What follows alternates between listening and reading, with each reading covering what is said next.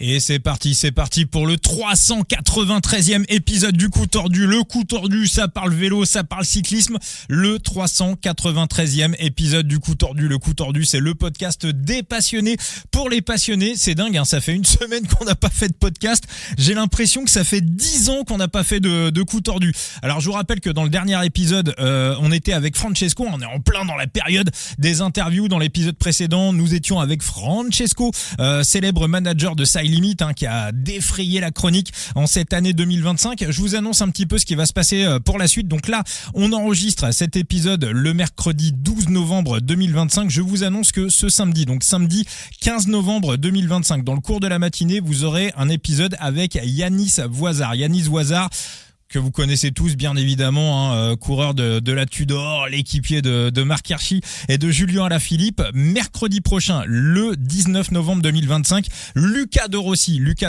le Marseillais de la China Glory, sera présent dans le Coup Tordu. Et puis d'ici à la fin de l'année, vous aurez du Jordan Jegat, du Pierre Barbier, Clémence Latimier également, de ma petite entreprise. Donc voilà, il y a plein de surprises, il y a plein de choses. Guillaume Soula également d'Eurocycling, plein de choses qui se préparent dans le Coup Tordu, mais ça fait un petit moment qu'on en parle et j'ai envie de dire, je pense que parmi tous les joueurs de tennis, c'est peut-être le plus passionné de cyclisme, de vélo. Corentin Denoli est avec nous dans le Coup Tordu. Comment tu vas, Corentin ?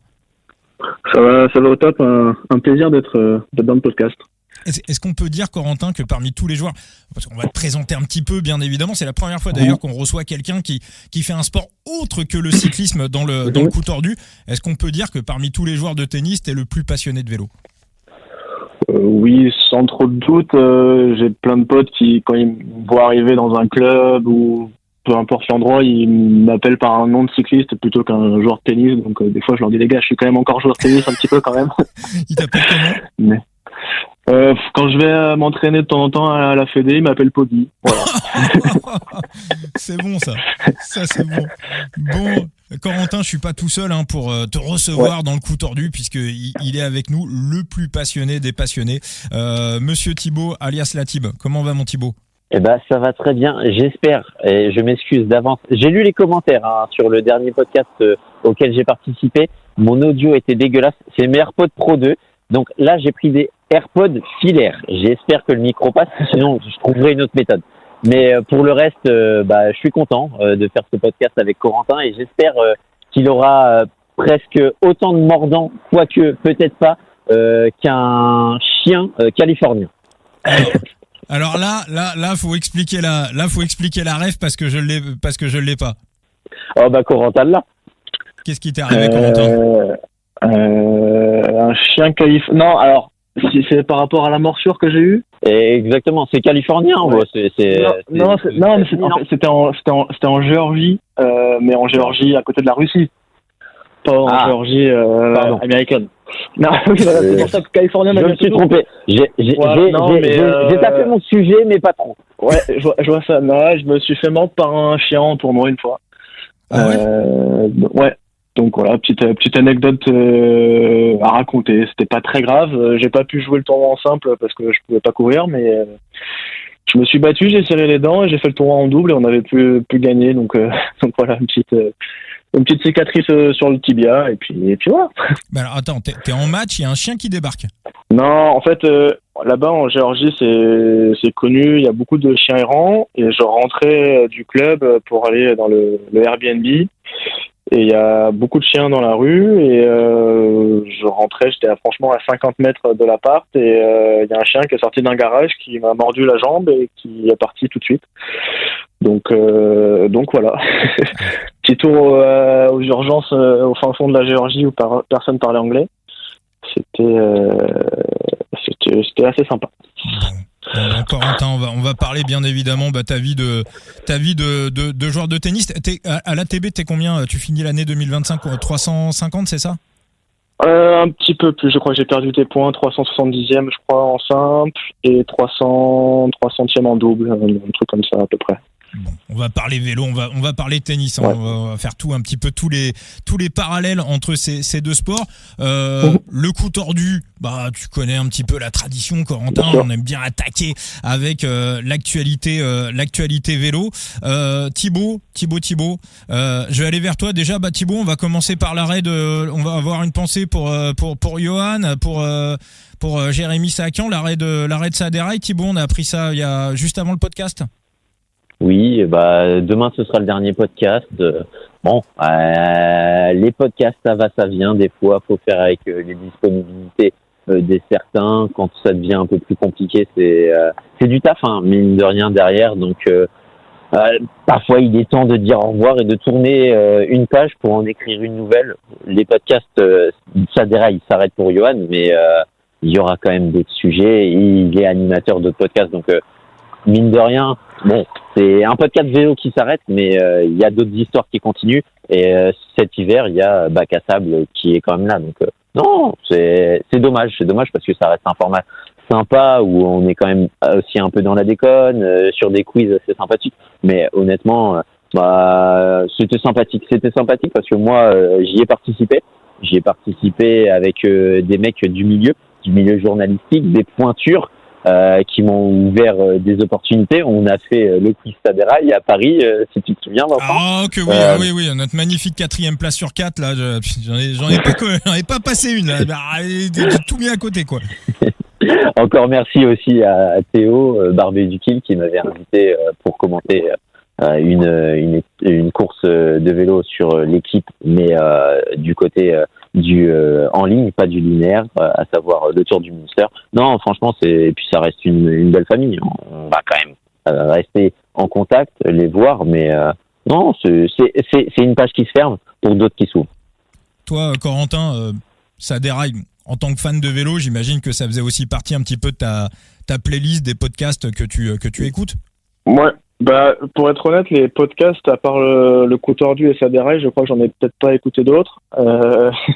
Donc j'ai commencé par le coup tordu et puis forcément après on a des podcasts similaires qui proposent. Donc je sais que j'aimais bien. Je sais pas, quand je partais courir, quand je voyageais beaucoup, etc. C'est toujours sympa. C'était pareil dans la bonne humeur et tout. Donc voilà, ça fait un podcast de moins, mais je pense qu'il y en aura d'autres. Voilà, le vélo c'est un sujet qui passionne. Exactement. Rappelons quand même que la qualité première pour participer à Saderaï est d'avoir un quota de saucisses à balancer. Ouais. Faut venir avec le panier de saucisses. Non mais c'est vrai ce que tu disais, Corentin, et ça rejoint un petit peu mon analyse. C'est-à-dire que je trouve qu'en podcast audio, il y a vraiment possibilité d'en rajouter. D'ailleurs, quand Bistro Vélo est revenu, on avait eu l'année dernière quasiment à la même époque le Pierre Frileux qui nous annonçait dans le coup tordu le retour de Bistro Vélo. Et ça avait été aussi un échange que j'avais eu avec Guillaume Di Gradia quand j'avais été à Eurosport.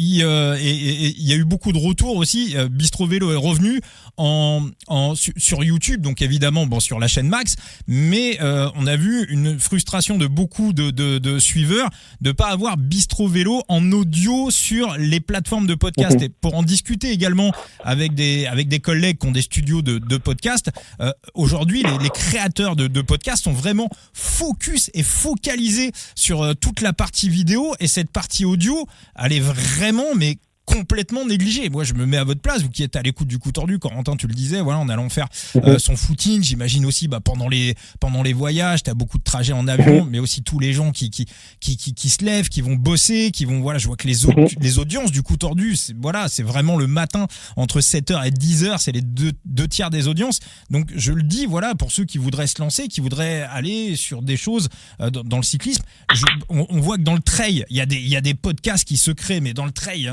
il y en a 2 tous les jours qui se créent. Dans le vélo, je vous le dis, il y a la marge. T'allais dire un truc, Corentin? Non, je suis complètement d'accord avec toi. J'ai rien à rajouter. Voilà, il y a de la place. Ah oui. Non. Non, mais pour rajouter quand même, en sachant que c'est l'audio qui prime, l'important de la qualité. C'est pour ça aussi que je cherche quand même à avoir un bon micro avec mon iPhone et que je suis passé sur le filaire en espérant que le micro soit meilleur, parce que Tu écoutes un podcast, tu ne le vois pas. Donc l'audio est important. C'est pour ça que je cherche quand même à gommer ce petit défaut. Donc exit les AirPods. Faut le dire, on enregistre 80% de notre podcast par le biais du téléphone où tu passes les appels et tu les enregistres, et 20% via Discord. Via Discord, ça pose pas trop de problèmes au niveau du micro. C'est là peut-être au téléphone où il faut que moi je trouve le bon réglage. Donc, je m'en excuse d'avance auprès de nos auditeurs. Non, mais là c'est bon. Ne faites pas. Là on est bien, t'inquiète, on est bien pour cet épisode, Thibaut. Puis bon, on est en train de préparer des choses aussi. On va s'intéresser également un petit peu à la vidéo. On vous dira tout très très vite dans les jours qui viennent. On va basculer sur l'actualité vélo, les Rockets. Voilà, on n'en a pas encore parlé dans le podcast. Le transfert de Lafay chez les Rockets, et on va dire la stratégie globale de cette équipe, donc qui est sous pavillon français, officiellement bien évidemment. Donc, Corentin, tu vas réagir. Toi Thibaut, qu'est-ce que ça t'inspire tout ça? Bon move ou pas pour Victor Lafay? Ouais, mais j'apprécie, honnêtement, ça me faisait chier de le voir prendre sa retraite si jeune, si proche de son potentiel maximum. Je pense qu'il n'a pas retiré la quintessence de ses capacités sportives qu'on connaît, qu'on a vu même très récemment en fin de saison du côté de la Chine. Donc non, ça me fait plaisir. Et puis si quelque part ça le libère un peu de ce poids et de cette exigence des équipes World Tour pour aller vers une équipe qui correspond peut-être plus à sa philosophie de train de vie en termes d'entraînement, d'envie, de pression, je suis content que Victor Lafay aille trouver un terrain gagnant-gagnant entre lui et son équipe. Toi, Corentin, ça t'inspire quoi, cette équipe TDT et ce transfert de Victor Lafay? Bah déjà, comme Thibaut l'a dit, c'est vrai que je pense qu'on restait un peu sur un goût d'inachevé sur sa carrière s'il prenait sa retraite. Parce que voilà, on était resté sur le Tour de France après la blessure, et au final, c'est quand même un coureur qui peut nous faire vibrer, donc qui puisse retrouver une équipe comme ça qui aura peut-être des opportunités pour gagner sur des courses un peu plus abordables avec un peu moins de concurrence. Ça peut être hyper intéressant pour lui et pour l'équipe, je pense. Donc je pense que c'est un deal qui est gagnant-gagnant. Ouais, totalement. Oui, non, mais je trouve que dans l'état d'esprit, voilà, c'est autant parfois il y a des mariages un peu forcés, un peu bizarres. Autant là, oui, il y a tout pour que ça soit une belle histoire d'amour entre les deux équipes. De manière plus globale, Thibaut, sur l'écosystème des Rockets. Là, on voit beaucoup. J'ai envie d'un petit peu continuer un petit peu la réflexion. On a vu récemment Marc Madiot, il y a Jérôme Pinault qui soulevait des questions. Là, ça débat encore, ça discute. Est-ce qu'il faut faire payer les arrivées? On voit qu'on réfléchit à chercher un petit peu de thunes, des sponsors à droite, à gauche. Mais finalement, est-ce que le modèle à suivre, est-ce que Thibaut, il est pas en train de mettre véritablement une branlée en communication à l'intégralité de ceux qui pensent un petit peu comme, on va dire, le modèle d'après-guerre qu'on connaît depuis Jacques Anquetil? Il a une communication un peu plus jeune, ça se ressent, ça se voit, on apprécie. Non, ouais, je sais pas si c'est une branlée parce qu'il y a certaines autres équipes qui ont une très bonne communication, oui, mais ils sont dans l'excellence. Puis en termes de recrutement, ils vont chercher les bons noms aussi pour l'avenir et pour leur ouvrir des portes et leur ouvrir les portes de juillet. Donc la signature de Lafay n'est pas aussi anodine que ça, parce qu'on va chercher une identité française pour une équipe qui est passée sous pavillon français, sur une équipe qui peut avoir cette wild card pour le Tour de France. On a signé des coureurs de renom et on va aussi chercher une identité un peu plus Frenchy, une French touch avec des coureurs qui ont quand même marqué le Tour. Donc ouais, non, j'aime plutôt la dynamique du côté des Unibet Titema Rocket. Mais est-ce que Titema n'a pas quitté un peu ce naming? Oui, bon, enfin, il va pas quitter il quitte le naming, mais il va pas quitter le projet, évidemment. C'est surtout pour avoir le naming 2026. Ouais. Là, je suis sur le naming 2025. Mais oui. Bon, on reste quand même dans la philosophie de l'équipe et non, franchement, j'apprécie. Puis ils ont quand même des coureurs qui se sont montrés des coureurs qui font une belle identité et qui ont surtout une très belle philosophie. Hein. Je te ramène quand même vers l'interview que j'avais fait de Lucas Koubis, ouais. Et de son envie, de son caractère. Honnêtement, c'est un coureur qui me plaît totalement. Quand je disais, je cite souvent un petit peu l'exemple de la Groupama parce que j'ai vu Marc Madiot un petit peu qui pleure beaucoup pour aller chercher des sponsors. Shit Marc Madiot, mais je le cible pas précisément. Voilà, ça peut être aussi pas mal de managers, mais je laisse chacun aller se faire son idée par soi-même, aller sur la chaîne YouTube des Rockets, aller sur la chaîne YouTube de la Groupama. C'est criant en termes de communication. Regardez les vues, regardez le buzz, c'est pas normal de leur mettre une branlée monumentale, même si Tietema est spécialiste. Je trouve que si, parce qu'ils ont quand même leur ADN première à l'équipe Tietema. Je te rappelle que ça reste des youtubeurs. Oui. Ils ont tous les codes. Ouais, mais à la Groupama, t'as quand même des mecs plus connus, t'as Godu, t'as oui, évidemment. Grégoire, c'est une équipe qui est historique dans le peloton. Tu peux pas te faire soulever comme ça en 3 ans en matière de com. Ouais, mais c'est pas eux qui font la communication. C'est pas les coureurs. Non, je parle pas des coureurs.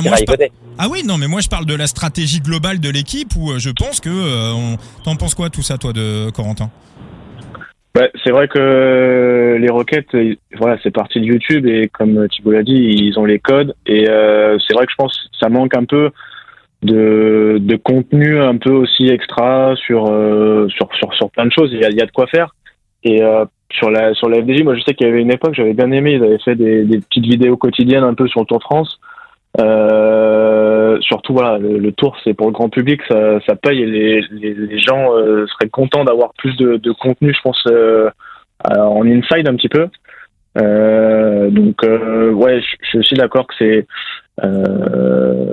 pas si surprenant que ça vis-à-vis des deux équipes que les Rockets soient sur la com soient vraiment au-dessus et voilà, c'est une autre génération de coureurs, d'équipes, ils savent faire. Voilà, ils ont les codes et c'est bravo à eux pour l'instant parce qu'ils sont partis de YouTube et ils sont hors du Tour de France presque. Grave. Ah oui. Puis en termes de code, de sponsoring, de prestige, la différence est totalement opposée. Et la Groupama aura aussi peut-être un peu plus une com un peu plus verrouillée au niveau des sponsors. On voit avec certains coureurs qui n'ont pas fait les beaux jours en termes de polémique et on verrouille aussi du côté des grosses équipes, mais pas que de la Groupama, hein. Un peu plus la com du côté de certains coureurs parce qu'on sait que ça peut vite un peu nuire à l'image de l'équipe et des sponsors. Ouais, mais regarde la Visma, t'as du storytelling, ils ont une véritable équipe de prod, ça coûte de l'argent. Évidemment, la TDT a pas ces moyens-là, mais moi je te retourne un petit peu l'argument contraire, Thibaut. On voit Madiot qui dit encore une fois, Marc Madiot, c'est pas le seul, mais qui dit qu'il a vraiment du mal de plus en plus à chercher de l'argent et à trouver des partenaires. Mais moi j'ai l'impression qu'avec le modèle que proposent les Rockets, eux, ils ont zéro souci pour proposer des partenaires, pour trouver des partenaires. Pourquoi ? Parce qu'ils proposent un truc frais, un truc actuel que les marques ont envie d'avoir. Mais ils prennent aussi des partenaires qui leur rapportent beaucoup moins que ce que peuvent rapporter les partenariats de la Groupama. C'est pas faire offense entre les deux niveaux, mais il y a quand même une classe d'écart en termes de budget. Même si il y a quand même une classe d'écart entre les Groupama et le haut panier du World Tour, faut pas se mentir. Oui. Et ça devient de plus en plus compliqué. Mais la dynamique est enclenchée, ils vont attirer du monde.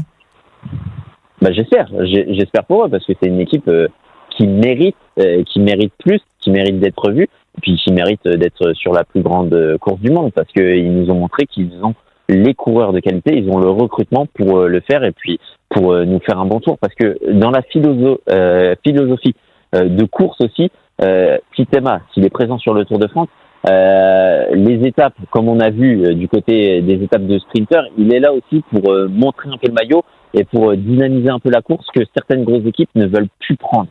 Et il est là aussi pour montrer que ces étapes-là servent aussi à quelque chose. Bah, écoute, en tout cas, on devrait avoir les wildcards dans les semaines qui viennent. Corentin, toi, est-ce que dans le tennis, c'est un sujet. Bon, alors les joueurs, voilà, vous êtes en individuel, bien évidemment. Même si on va en parler, voilà, t'as des coureurs qui drainent des véritables équipes derrière eux. Est-ce que t'as des joueurs comme ça qui, on va dire, réussissent un petit peu à optimiser leur classement, des joueurs ou des joueuses qui, on va dire, ont un classement moyen, mais qui vont réussir à attirer plus de sponsors que des joueurs ou des joueuses qui sont meilleurs qu'eux, mais qui n'ont pas cette réflexion de communication par rapport à tous les réseaux sociaux. Ouais, bien sûr. C'est vrai que maintenant, même dans les clauses de contrat qu'on peut avoir avec les différentes marques, ça va être d'être présent sur les réseaux sociaux. Donc ça, c'est déjà primordial. Plus après, en fonction des fois du nombre de followers que tu peux avoir des plus gros contrats.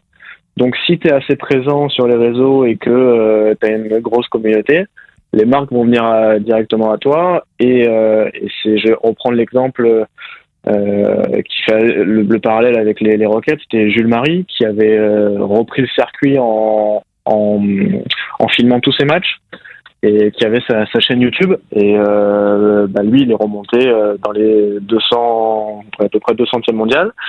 Donc c'était son projet, voilà, de pouvoir avoir accès au qualif de Grand Chelem, ce qui est quand même ce qui parle au grand public. Et voilà, lui il a eu des gros contrats, parce que forcément sur YouTube il y avait du monde, sur Insta pareil, beaucoup de posts, etc. Par contre, à côté de ça, forcément, il avait engagé un vidéaste. Il voyageait pas avec un coach, mais il voyageait tout le temps avec un vidéaste. Donc après, c'était, on va dire, un double projet. Il était plus que joueur de tennis, il était aussi youtubeur. Et YouTube lui rapportait de l'argent, lui rapportait aussi de la visibilité, donc des contrats. Mais à un moment donné, c'est vrai que la question se pose, est-ce que tu peux faire ça tout seul ? C'est un peu compliqué. Si tu veux vraiment passer du temps, faire du contenu de qualité. Et après, forcément, si tu veux t'entourer, ça coûte de l'argent. Et dans le tennis, vu qu'on n'est pas salarié, c'est un peu le nerf de la guerre. Et investir dans un vidéaste, dans quelqu'un qui peut te faire du contenu, ça peut vite être un frein. Et c'est à certains classements, c'est pas non plus la priorité, quoi. Il y a pas des entreprises ou des sociétés qui peuvent s'occuper, je sais pas, peut-être de 5, 10, 15 joueurs, sous-traiter un petit peu le truc pour réduire les coûts ? Si, après, il y a des agences de com, mais après, pour que les agences de com fassent du contenu, il faut leur envoyer des vidéos, des photos, etc. Donc, si t'as pas quelqu'un qui te sort son téléphone quand tu t'entraînes, voilà, moi je vais prendre mon exemple, je suis quasiment tout le temps tout seul en tournoi, parce que ça coûte cher d'avoir un staff et tout en tournoi. À part si j'ai un pote qui peut me filmer, mais j'ai pas envie de passer mon temps avant l'entraînement, de mettre mon trépied, après de devoir faire les rushs, machin, envoyer c'est pas dans. Alors, peut-être que je suis on va dire stupide et que je perds des followers, du coup des contrats derrière. Mais la base, pour moi, c'est d'être focus sur le tennis et sur le terrain. Alors après, les top joueurs, forcément, ils ont une équipe monumentale autour d'eux, et forcément la com, elle est hyper bien gérée. Mais pareil, ça a un coût, et à un certain niveau, les joueurs puis pareil, on n'intéresse pas non plus beaucoup de monde sur des agences pour regrouper des joueurs, etc. Faut que ça les intéresse. Les profils on n'est pas tous égaux, mais malheureusement. T'as le droit de jouer avec des Ray-Ban Meta ou pas ? En match, je ne sais pas, parce que c'est tout con, mais par exemple, là, le bracelet Whoop, on n'a pas le droit de jouer avec. D'accord. Parce que l'ATP est en train de passer potentiellement un accord avec eux. Enfin, ils veulent revendre les datas, et du coup, on n'a pas le droit. Par contre, la WTA, ils sont en contrat avec Whoop, donc je crois que toutes les joueuses reçoivent un bracelet avec l'abonnement, etc. Il y a Sabalenka qui est en contrat avec eux. Donc voilà. Les instances WTA, ATP, ITF, c'est encore une petite guéguerre interne. Donc non, les méta, je pense pas. D'accord, ouais. Puis il va y aura un petit peu des crocos dans l'histoire, un petit peu comme à l'UCI, quoi. Donc c'est. Oui, voilà. Je vois, tout ça est très très politique, Corentin. Complètement. Bon. On va te présenter. Moi, c'est la première fois qu'on sort un petit peu. On va rester dans le vélo sur tout l'épisode. Voilà, on va faire plein de parallèles. Mais voilà, moi je le dis, je suis pas un immense fan. J'ai beaucoup suivi le tennis.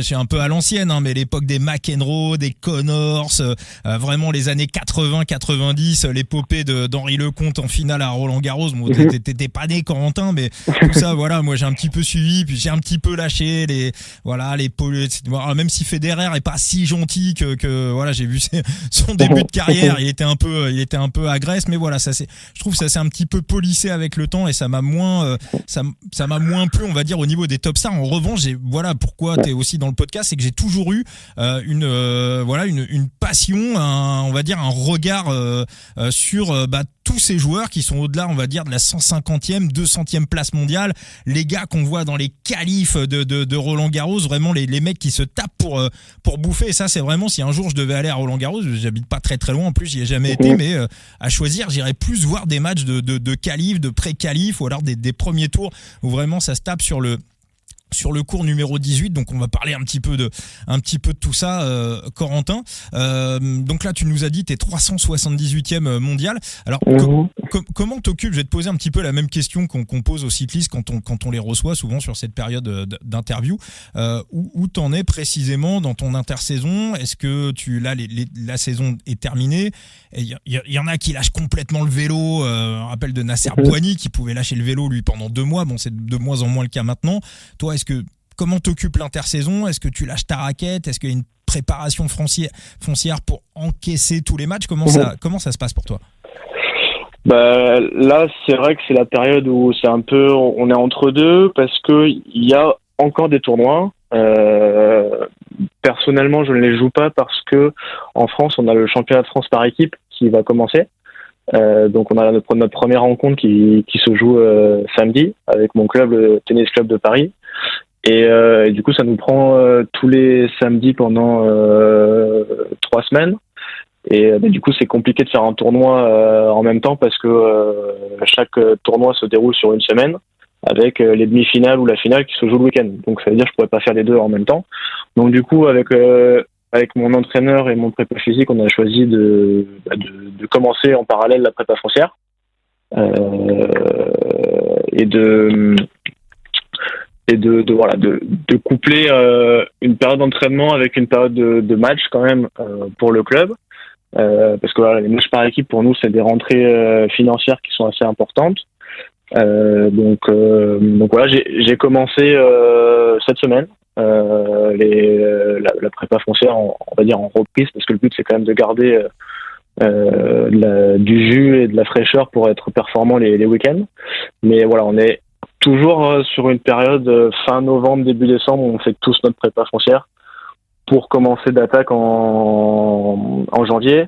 Et moi, c'est pas mon cas parce que je suis pas encore dans le cut, mais les joueurs qui vont en Australie pour faire l'Open d'Australie, ça part souvent le 26 décembre, voire ça fait pas Noël, pour être là-bas en avance et pour s'acclimater aux conditions, au décalage horaire et tout ce qui va avec. Donc là, c'est une période vacances pour certains, entraînement, juste garder le rythme pour les matchs par équipe.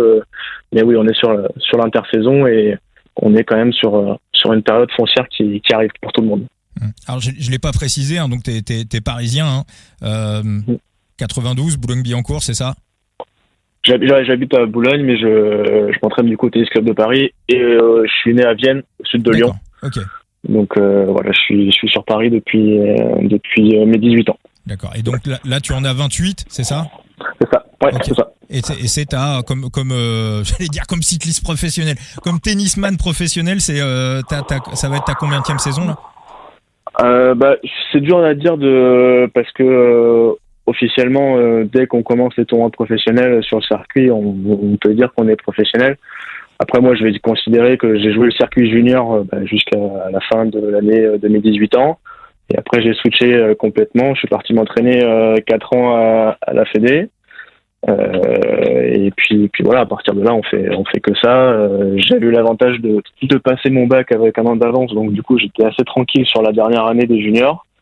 Parce que voilà, il y a quand même aussi quand on est jeune, un projet aussi scolaire à suivre pour que ça soit pour moi en termes de sécurité au cas où ça ne marche pas, pour mes parents, pour plein de raisons.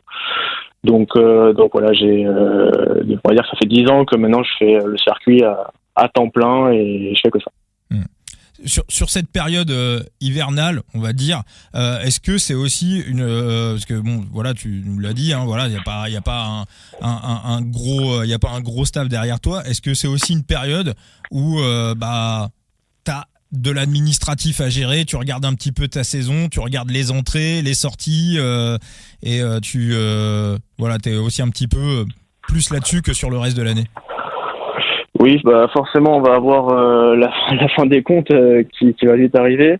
Après, comme je l'ai dit, on n'est pas salarié, on n'a pas de rentrée fixe. Donc, les seules rentrées qu'on a, c'est les prize money.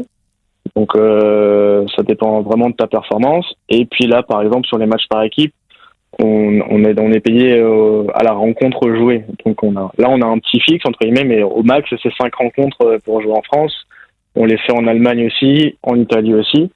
Donc, hormis ces rentrées, on va dire, semi-fixes, on n'a pas trop de visibilité sur du long terme. Donc, le but, c'est dès qu'on a un peu de trésor, on est plutôt content, mais on n'est pas à l'abri d'une petite régule de l'URSSAF, des choses comme ça. Donc, et puis, vu qu'on n'est jamais, il y a des années, on va très, très bien jouer. Puis, il y a des un peu moins. Donc, du coup, à chaque fois, ça se régule et tout. Et on est un peu, des fois, surpris sur l'URSSAF, des trucs comme ça. Donc j'ai de la chance d'avoir des parents qui m'ont toujours soutenu et qui m'aident encore beaucoup, et notamment ma mère sur tout ce qui est paperasse administrative. J'ai un comptable aussi, donc voilà, c'est tout envoyé dans les temps pour imprimer tous les billets d'avion, tous les billets de train, tous les reçus. Et donc ouais, c'est une période où on est un peu plus tranquille. Là, je vais passer un peu plus de temps chez moi, ce qui va me faire du bien aussi pour faire tout ça, parce que quand on est sans arrêt en train de voyager, c'est pas forcément tout le temps évident. Moi, ça me rappelle, alors, dans un autre registre, ça me rappelle une interview de Steve Chenel, hein, quand il était encore coureur cycliste, et il quittait AG2R, et il savait qu'il serait pas renouvelé. Je crois que l'interview est encore sur YouTube, et il expliquait que les contrats qu'on lui proposait l'année suivante, en gros, s'il les acceptait, il allait courir pendant un an quasiment juste pour payer ses impôts, quoi. Donc en fait, il était pas donc voilà, je comprends puis toi encore plus, voilà, t'es payé, t'es rémunéré uniquement sur les prize money. Alors on parle beaucoup tennis, raquette, évidemment, Corentin, mais Thibaut, tu sais combien il a parcouru de kilomètres en 2025 hein, Thibaut, tu sais ou pas? Non, énormément, mais parce qu'il a enchaîné l'école. Et puis il a un passeport qui est blindé. Exactement. T'as fait combien de kilomètres cette année, Corentin? Cette année, pas beaucoup, parce que j'ai beaucoup joué. Donc, c'est plutôt un bon signe. Si on va sur ton Instagram, on te voit quand même passer tous les plus grands cols du Tour de France. Et voilà, cet été, il s'est trouvé que j'ai eu une petite blessure au poignet, et que quand je fais une semaine off, c'est jamais vraiment très off, et c'est souvent beaucoup de vélo, parce que ça me fait du bien. Et du coup, en fait, j'ai des potes qui, tous les ans, se font une semaine soit dans les Alpes, soit dans les Pyrénées, juste pour faire des cols, voilà, juste pour faire des petits défis et tout. Et du coup, je les ai rejoints. On a fait 5 jours à Saint-Jean-de-Maurienne et 2 jours à Annecy. Donc voilà, sur une semaine, on a fait la montée de la Toussuire, la Madeleine, l'Alpe, le Galibier par télégraphe, le lendemain le Semnoz. Et puis voilà, c'était pas trop mal. Je crois que ça faisait 350 km sur la semaine avec quasiment 9000 de D+. Donc, une bonne petite semaine. Ça fait plaisir.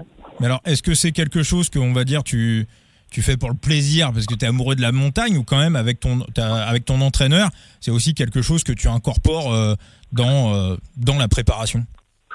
Les deux. Voilà, donc, du coup, ça me permettait aussi de revenir dans ma région. J'adore les montagnes, donc j'étais toujours toujours fasciné par quand j'étais petit par l'école. Voilà, mes grands-parents ils avaient un appart aux Deux Alpes, donc on passait tout le temps au pied de l'Alpe d'Huez et toujours le Galibier qui était pas très loin et voilà. Et pour la petite histoire, pourquoi aussi je suis fan de vélo, c'est que mon père et mon grand-père étaient cyclistes amateurs. Ils ont fait plein de cyclos. Ce que à un moment donné j'ai vécu avec mes parents, ma mère elle l'a vécu avec avec son mari et son père, à aller faire partir en week-end pour faire la Marmotte, la Luzon-Bobel, la Jacques-Anquetil, enfin voilà, toute cette vie-là. Et donc voilà, ça explique aussi mon attache avec le vélo. Et du coup, voilà, en prépa physique, le vélo pour moi c'est top parce que déjà il n'y a pas d'impact, contrairement à la course à pied par exemple. C'est un sport assez souple. Voilà, cet après-midi, en intérieur, on a ce qu'on appelle des watt bikes. J'ai fait une séance j'ai fait 2 heures, voilà, de vélo. Et mon prépa physique, il sait à chaque fois qu'il veut me faire une bonne petite séance. J'ai ma petite séance de vélo qui m'attend et puis tout le monde est content. Bon. Mais Corentin, il y a toujours une histoire quand on est quand on est petit. Il y a toujours le jour où, voilà. Alors, qu'est-ce qui a fait qu'un jour, voilà, tu aurais pu aller dans le vélo vu que tu viens d'une famille de cyclistes. Quel a été le déclic? Quel a été ce jour où tu as choisi d'aller taper dans la balle et d'aller sur les cours de tennis? Alors, bizarrement, j'ai jamais dit à mes parents que je voulais faire du vélo ou quoi que ce soit. Et en fait, à 2 ans et demi, je leur ai dit, quand je serai grand, je ferai du foot et du tennis. J'ai commencé le tennis à 5 ans parce qu'on avait reçu une pub à l'école. Et puis c'est parti comme ça. L'entraîneur tout de suite il a vu que je me débrouillais pas mal. Et puis j'ai toujours continué le tennis sans commencer le foot. Mais en parallèle tous les étés on allait faire une semaine aux Deux Alpes. Et à chaque fois c'était la priorité, c'était de mettre le VTT dans la voiture. Mon père il allait faire l'Alpe d'Huez, la Croix de Fer, le Galibier. Et puis moi je montais dans la station. Et puis je me prenais les petites pistes de descente pour revenir. Donc voilà, c'était toujours quand même les vacances orientées avec le vélo dans la voiture. Ça t'amène quoi la préparation on va dire enchaîner les kilomètres comme ça en vélo, renfort musculaire, mental. Qu'est-ce que aussi peut-être avoir une caisse foncière pour pouvoir peut-être encaisser une saison entière? Ouais, exactement. Ça va être ce que t'as dit, musculairement parlant, on sort quand même, perso, la sensation quand je finis, c'est que je me sens fort sur les jambes et sur le terrain, c'est hyper important d'être solide sur les appuis, d'être stable à la frappe et de pouvoir transférer. Et le tennis, c'est un sport de répétition, d'efforts assez intenses, assez courts. Et tout ça sur une durée qui peut varier entre 1h30 et 3 heures, voire même plus en cas extraordinaire, et répéter sur une semaine. Si on gagne un tournoi, c'est 5 matchs dans la semaine, donc voilà, faut être prêt. Donc ça permet d'avoir une grosse caisse, d'être fort musculairement, et aussi mentalement. À un moment donné, t'es tout seul avec ta machine, t'appuies sur les pédales, et entre guillemets, j'aime bien me dire, on peut poser le cerveau et envoyer. Et voilà, moi ça m'a toujours fait du bien sur ces 3 domaines-là, et j'ai toujours eu cette sensation de me sentir fort sur le terrain après avoir enchaîné des kilomètres. Donc pour beaucoup c'est ingrat, pour beaucoup de joueurs de tennis c'est ingrat d'être sur un vélo, ça fait mal aux fesses, il y a parce qu'ils n'ont pas eu cette habitude-là depuis tout petit. Et alors que moi au contraire c'est l'inverse, on me propose une séance cardio sur vélo, je suis le plus heureux du monde. On sait que le cyclisme, ça joue beaucoup sur la récupération.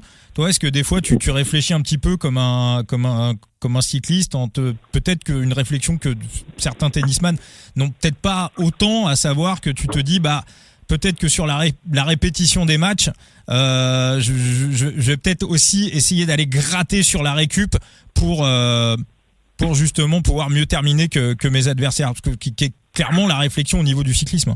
Ouais, bien sûr. Après, perso, je trouve pas que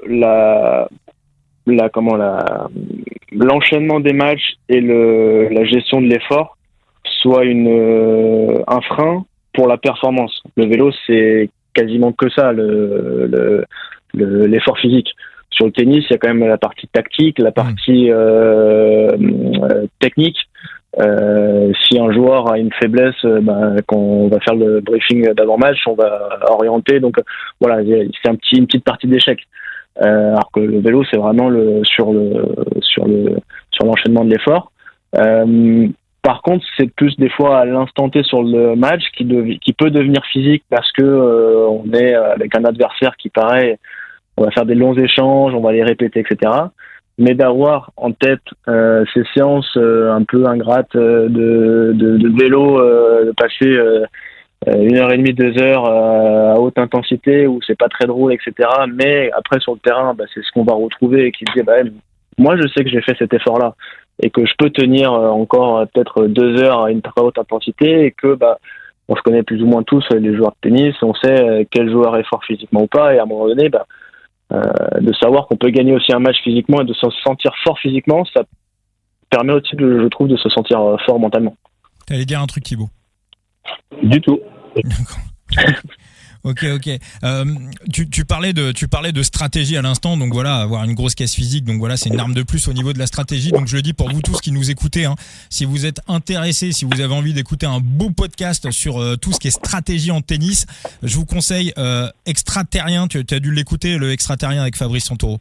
Ouais, j'avais un peu écouté. Ouais.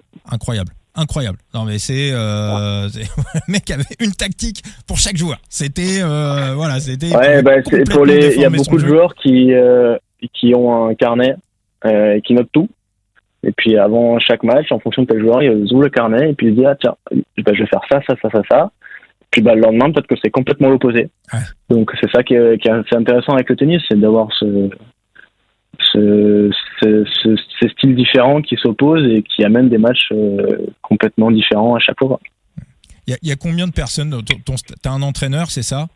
Donc ton équipe. Moi j'avais lu, j'étais assez effaré en lisant Un an dans ma roue d'Arnaud Desmar, à quel point les coureurs cyclistes pouvaient être seuls malgré le fait qu'ils soient souvent dans des grosses structures. Donc toi, c'est un entraîneur, un agent, non? J'ai eu un agent quand j'étais en junior parce que j'étais plutôt bien classé et que forcément tout de suite on m'attire un petit peu des marques, donc des contrats, donc un petit peu d'argent. Après ça s'est vite calmé. Là j'ai l'avantage d'avoir un pote qui m'aide aussi dans tout ce qui est communication avec des marques, avec des potentiels contrat. Ouais. Donc Kélian, je lui fais un petit coucou. J'ai mon entraîneur tennis, mon entraîneur physique que j'ai via le club. Il y a une structure un peu haut niveau dans mon club. Et puis après j'ai un staff médical. J'ai une kiné qui me suit toute l'année. Dès que j'ai besoin, quand je suis en tournoi, d'anticiper des rendez-vous médicaux parce que je sais que je vais avoir un petit pet à droite à gauche et que j'ai besoin de passer une écho, une IRM, etc. C'est elle qui s'occupe de moi, qui gère un peu les rendez-vous. Donc c'est aussi pour ça la période qui arrive là, c'est aussi cool de pouvoir passer du temps avec mon entraîneur et mon prépa physique ensemble, de passer des heures sur le terrain et dans la salle avec eux parce que si je m'entraîne aussi avec eux, c'est parce que je leur fais confiance, ils me connaissent bien, ça fait un petit moment que je m'entraîne avec eux. Et surtout quand toute l'année on est plus ou moins tout seul, de pouvoir passer du temps avec quelqu'un à l'entraînement, c'est quand même bénéfique. Est-ce que, donc on rappelle, là tu termines là, c'est 378e, là tu es classé à l'ATP, là c'est ça?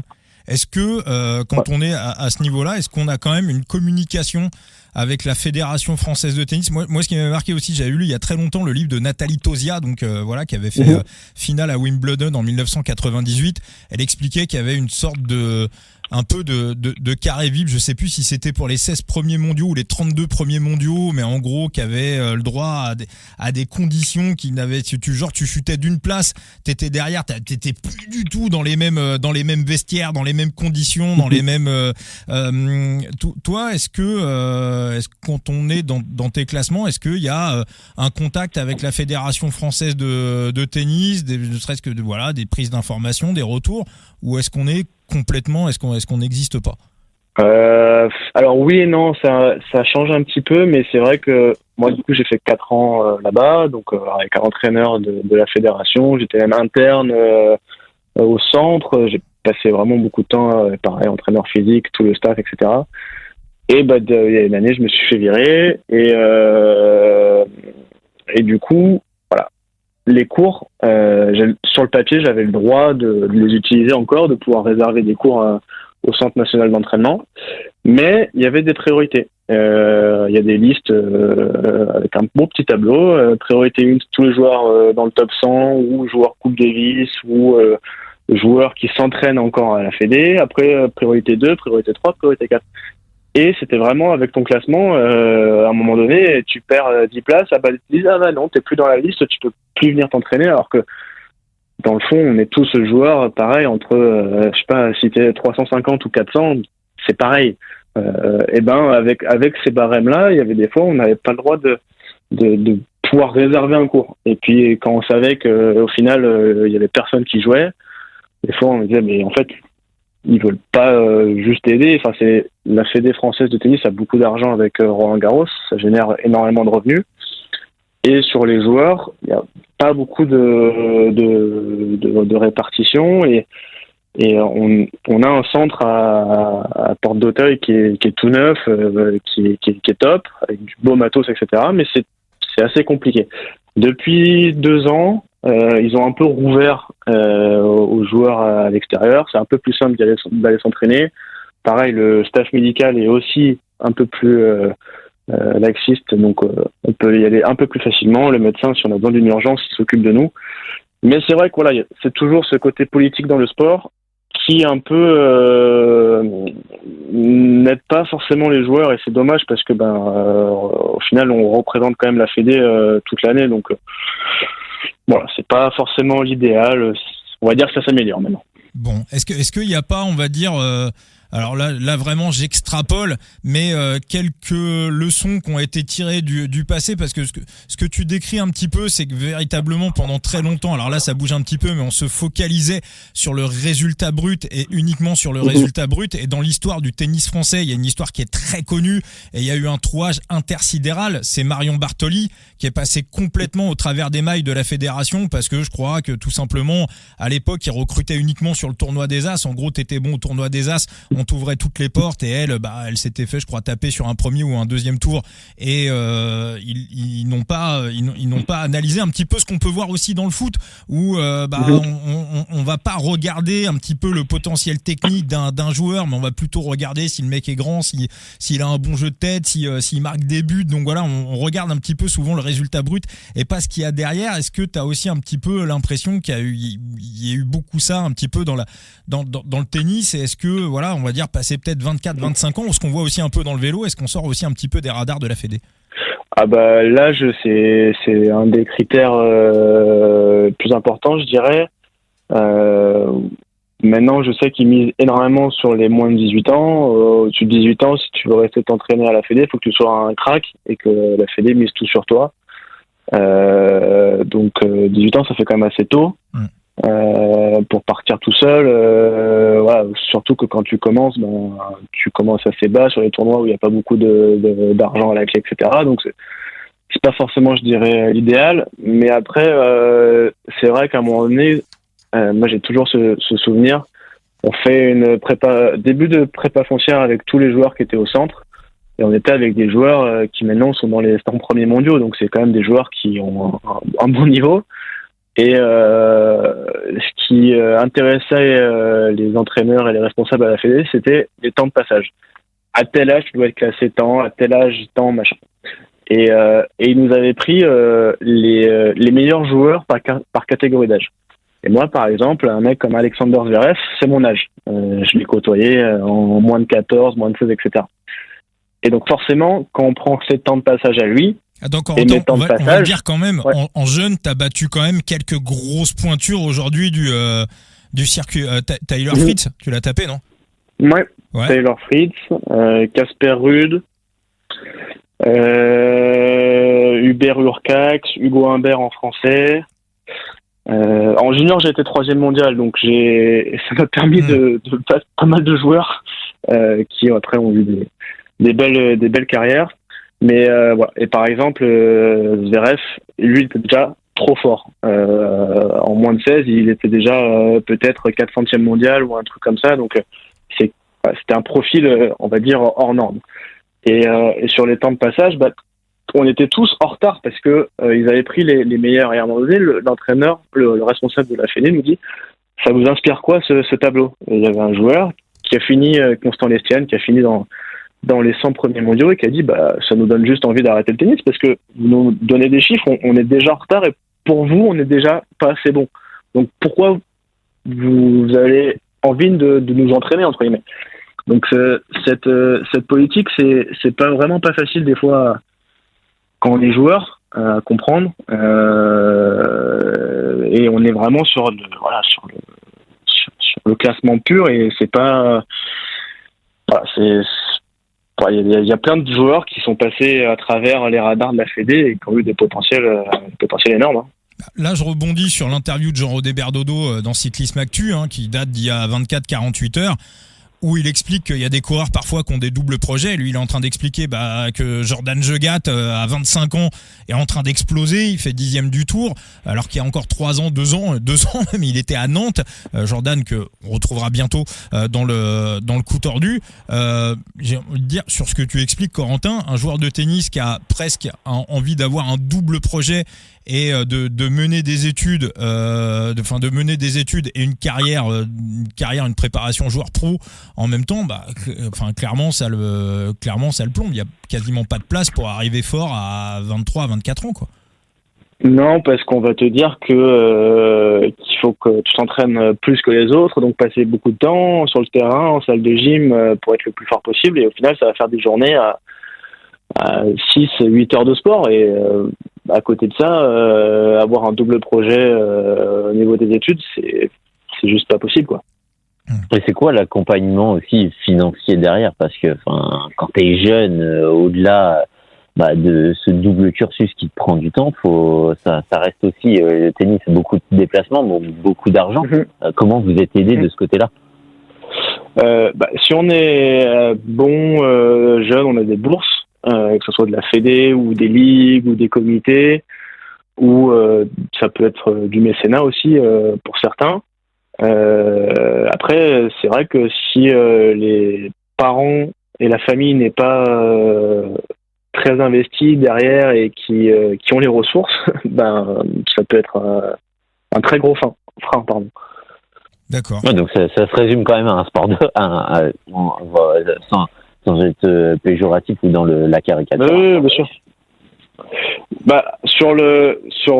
Pour accéder au haut niveau, oui, clairement, parce que à un moment donné, t'es obligé de voyager. Et puis l'avion, l'hôtel, etc., c'est ce qui coûte le plus cher. Donc c'est assez compliqué.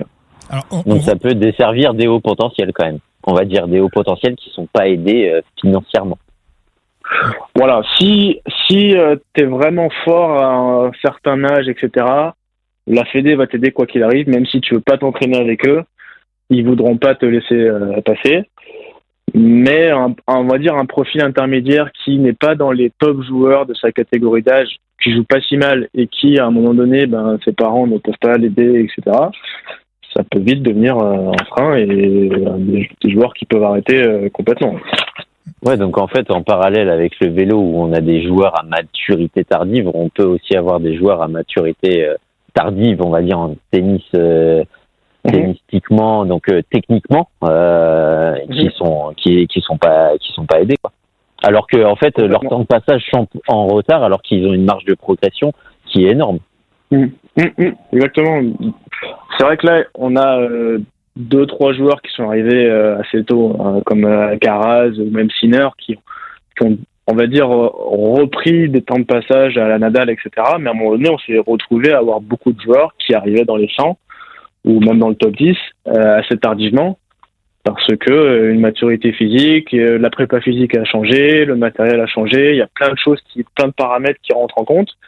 Et maintenant, les joueurs, ils peuvent jouer jusqu'à 38 ans sans trop de soucis, alors qu'avant, une carrière était assez courte et à 16 ans, on était déjà dans les top joueurs mondiaux. Et c'est vrai que c'est assez compliqué parce que ça dépend vraiment du profil. Et encore, je me considère assez chanceux d'être français, d'avoir une fédé française qui, même si elle répartit pas du mieux qu'elle pourrait, je pense, on est une fédé riche. On va, je sais pas, en Slovaquie, en Roumanie, ils n'ont pas tous nos moyens, quoi. Et ça fait aussi la différence, mais non. Alors Corentin, on va parler un petit peu du buzz tennistique de cette fin d'année, hein, les deux cousins qui se sont retrouvés en finale. Est-ce que t'as déjà joué Rinderknecht et l'autre c'est Vachereau. Tu les as déjà joués? Ouais, ma dernière année à la Fédé, je me suis entraîné avec Arthur, on était dans le même groupe. Donc lui, il a un cursus universitaire américain. Donc il est arrivé, sa première année post-université, c'était s'entraîner avec nous. Et puis son cousin, je le connais bien parce qu'il a 1 an de moins que moi. Et puis il est monégasque, il représente Monaco, mais il est aussi français, donc il a fait les championnats de France jeune. Et c'est un très bon pote. On est, pour la petite histoire, depuis le Tour de France avec des potes qui, d'ailleurs, m'ont fait découvrir le podcast, et Valentin, etc. On avait un petit jeu sur le Tour de France. Et sur le Tour de France et sur la Vuelta, c'est Valentin qui a gagné. D'accord. Donc, d'accord. Et qui, lui, qui est sur Monaco, et qui, pour info, partage le même kiné à Monaco que Poggi. D'accord, voilà. Ok. En fait, c'est lui qu'il faut surnommer Poggi. Voilà. Voilà, exactement. Non, mais l'autre jour, quand Valentin il est rentré de Shanghai, donc le tournoi qu'il a gagné, il est allé voir le fameux kiné, et il nous a envoyé des photos sur le groupe WhatsApp qu'on a avec tous les mecs de notre petit jeu, avec les maillots dédicacés de Poggi, du Giro, du Tour de France, du Championnat du Monde, etc. Donc il y a toujours un petit lien avec le vélo.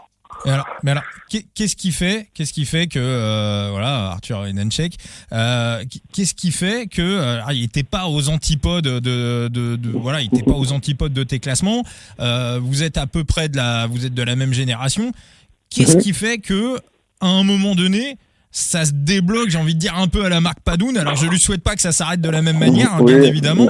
Mais qu'est-ce que parce que l'histoire, elle est, je pense, unique dans l'histoire du tennis. Un premier joueur issu des qualifications à aller gagner un Master 1000. Ton analyse, le pourquoi du comment, c'est quoi? Il y a plusieurs choses. Par exemple, pour Valentin, ce qu'il faut avoir en tête, c'est que il a fait le tournoi en étant 204e mondial, mais l'année d'avant, il était déjà 100e mondial. Donc et à ce niveau-là, il y a un petit écart de classement, et être proche des 100, c'est quelque chose qui est déjà une belle performance, et il a été blessé. Donc on va dire qu'il était peut-être pas forcément à sa place. De là à gagner un Masters 1000, c'est quand même autre chose. Et puis pour Arthur, c'est aussi une belle histoire, parce qu'à un moment donné, dans l'été, il est au fond du trou. Il n'arrive plus à jouer. Il a eu son mariage, qui lui a fait du bien. Donc voilà, le tennis est beaucoup sur l'aspect mental. Donc le petit déclic qui va arriver ça peut être complètement autre chose que le tennis. Voilà, Arthur, il s'est marié, je sais que ça lui a fait du bien. Valentin, son corps l'a laissé tranquille, il a pu enchaîner des matchs. Puis après, on est sur un tournoi où en fin de saison, les joueurs peuvent un peu se blesser, être un peu fatigués de la saison. Un petit tableau qui s'ouvre, au lieu de jouer la tête de série, tu te retrouves à jouer un autre qualifié, Alcaraz qui perd, qui au final n'est pas là, Sinner qui détruit tout le monde, qui là c'est le seul tournoi où il a des crampes au 3e tour. Et au final, les planètes s'alignent, et ça rend un tournoi assez incroyable. Voilà. Nous tous, sur le papier, on n'aurait jamais dit que les deux ils allaient se retrouver en finale, quoi. Alors, je suis désolé Corentin, mais je voulais que tu arrêtes cette anecdote très vite, parce que là tu vas nous lancer Vincent. Il a son bonus naissance, maintenant il va avoir son bonus mariage. Ah bah oui. Se marier bientôt.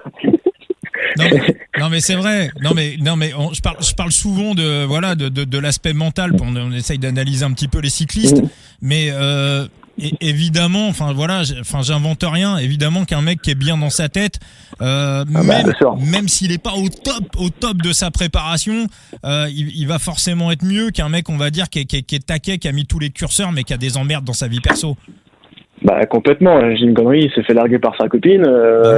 Psychologiquement, il va pas passer une très bonne nuit. Et puis il va arriver sur le terrain, il va peut-être avoir d'autres pensées, même si sur le fond il va être là, il va être prêt à jouer. Il sera peut-être pas aussi performant mentalement que ce qu'il devrait, mais ça c'est des paramètres extérieurs qui malheureusement c'est des choses qu'on peut pas tout le temps contrôler et qui amènent des performances surprenantes dans les deux sens. Alors, Et puis qui peuvent te tuer des carrières. Hein. Peter Sagan, à partir du moment où il a divorcé, c'était finito. bah oui. Complètement.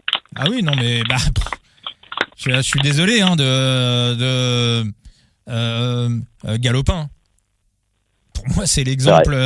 Pour moi, c'est voilà, on n'est pas là pour faire du closer ou du voici, mais enfin, son histoire, elle est terrible parce que en plus, ça, enfin voilà, je veux dire, tout le monde le sait. Voilà, il se fait taper sa meuf par Alaphilippe, et en plus, ce qui est horrible pour lui, c'est que l'histoire, elle est clairement sur la place publique.